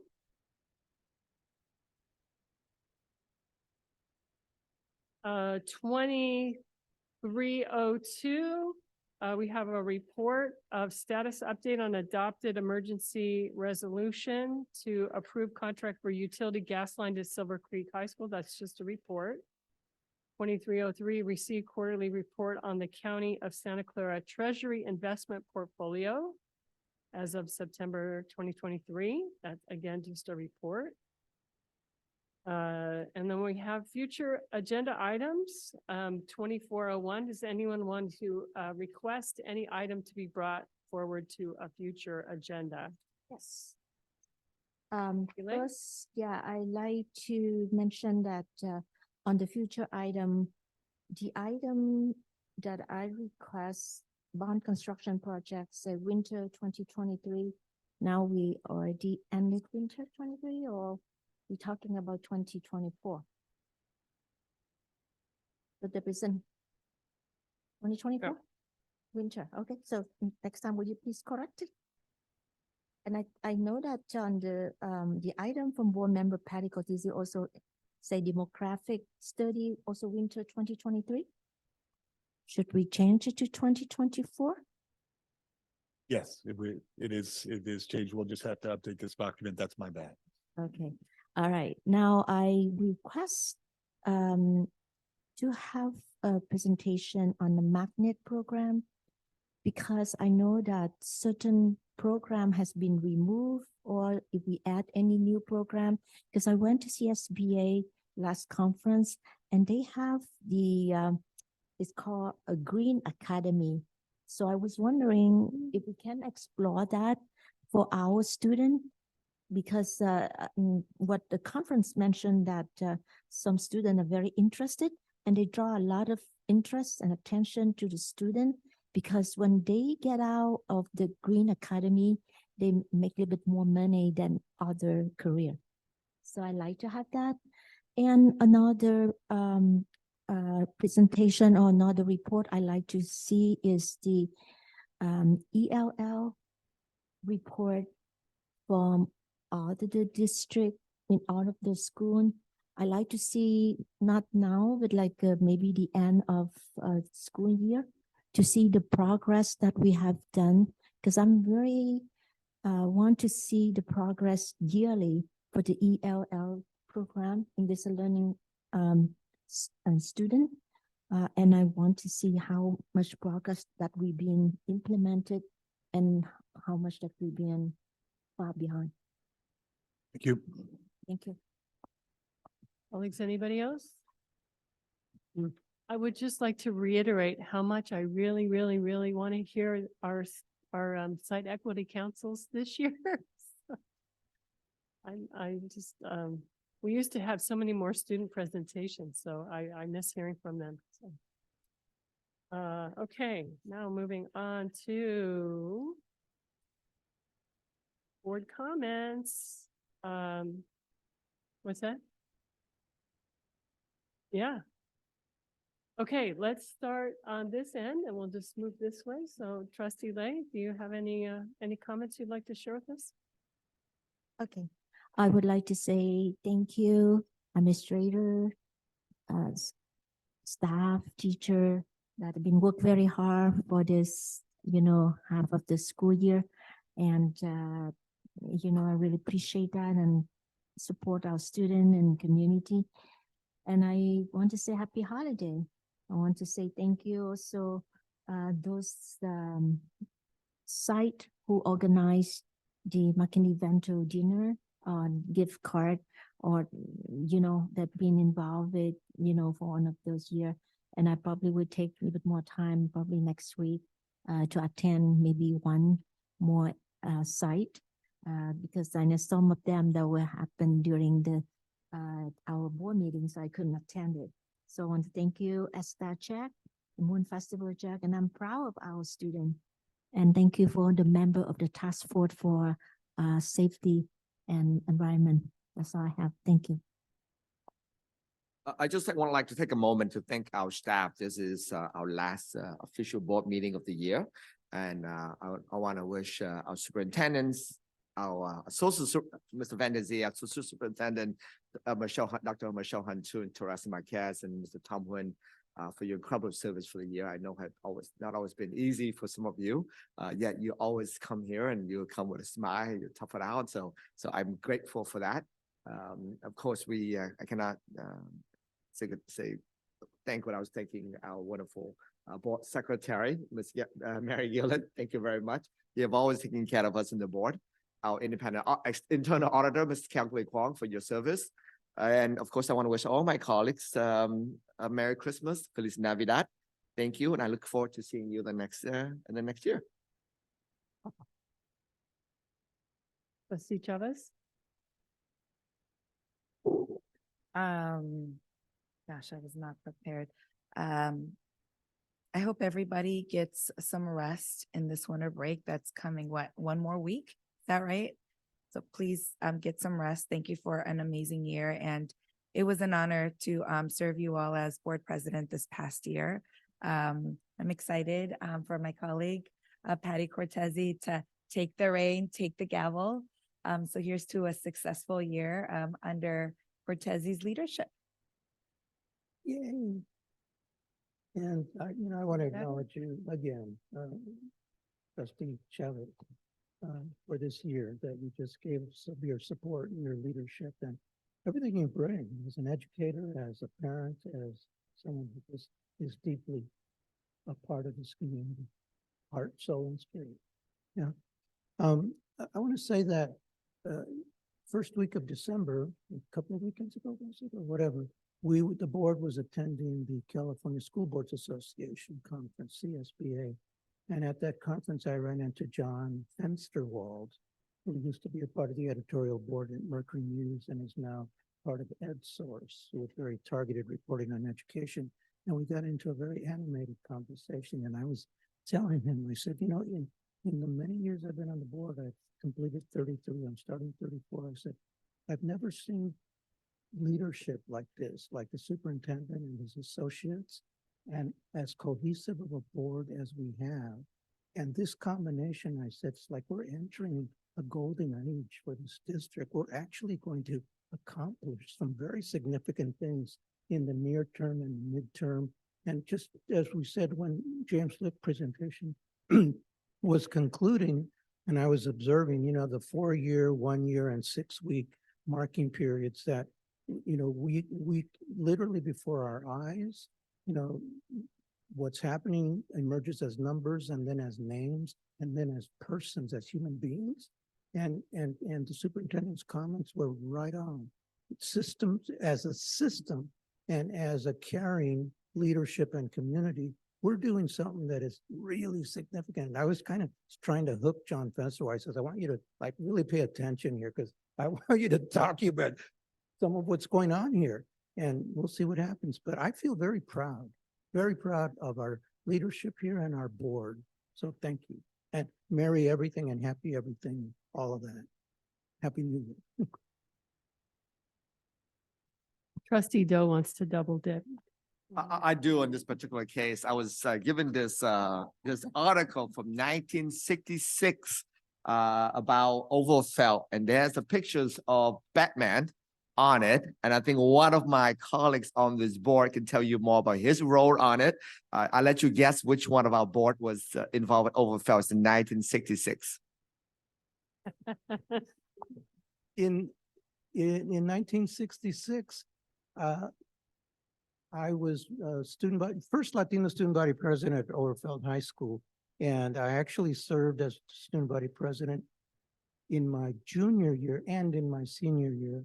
And at the beginning of my senior year, I came up with this idea to promote the sale of student body cards and more involvement from the students. The idea I came up with is that I asked my gym coach, Mr. Coach Shade, if he would dress up as Batman and appear on the roof at the quad area, appear on the roof, and we'd have a band down there playing the Batman theme. And then we would have a plane fly overhead and drop leaflets promoting. That sounds very extravagant, but it all got carried out. And I said, you know what, there was even an article in the Mercury News about this. And then the other day I've been going through archive boxes. I found the article. Oh my God, September of 1966. And it shows a picture of Batman on the roof and, what have you. So, hey, boy, my history goes way the heck back. And I made copies of that for anybody who's curious. Oh, here it is. Student body president, all I can say is the more things change, the more they stay the same. Just to reiterate, we do not condone. I was just going to say, as part of my public comment this evening, I would like to just advise all people to stay off the roofs. Look at that. We'll get to that. No airplane flyovers. We don't need that either. I don't even know how I got that to happen. Somebody flew over and dropped precisely the leaflets right into the quad area. Not drop things off in our district at the moment. There's a whole lot of do nots in that, but thank you for that, making it part of our history. Hold on. So you're at item 2503. I just want to, I'm just so inspired by the presentations we had tonight, and knowing that we're going into finals and knowing that we're going to have some really inspiring conversations about the Spartan Eastside Promise as kids get ready for finals, knowing that they have, some clarity around a vision, a future that they can live into. I'm so excited for that. I'm also super excited because Saturday is our student governing board training with the California Association of School Councils will come and lead a training for our students. So Mary, you've been instrumental in helping bring that all together. So I'm just super excited about that. And so we do not moving on to skipping 2502 because Emily unfortunately is not with us. Hopefully she's hard at work studying for her finals, so she too can participate in the Eastside Promise. Mr. Van der Zee, do you have any? Well, sure, you have plenty of words of caution for us. In other words, I want to wish students luck and thank them for their hard work as they go into finals, but also the board's rightly recognized the talent and the vision of administration here that sits in front of you. But I would also like to thank all of our staff that are at our sites on all the ways that they open their schools every day and have it ready for students and are there to meet them where they are and move them forward in positive ways. We do that really well as East Side, and I want to thank everybody for having done that this first semester and finish strong and then take a break. Well deserved. Well deserved, absolutely. Thank you. Okay, now we're on 26.01. Legal counsel, are you still with us to give us a report on closed session? Yes, closed session item 2.02, expulsion number 23-24-004, motion by member Herrera, second by member Cortese. The board unanimously approved the expulsion of student number 23-24-004. There are no further actions to report. Okay, and with that, at 9:46, this meeting is adjourned.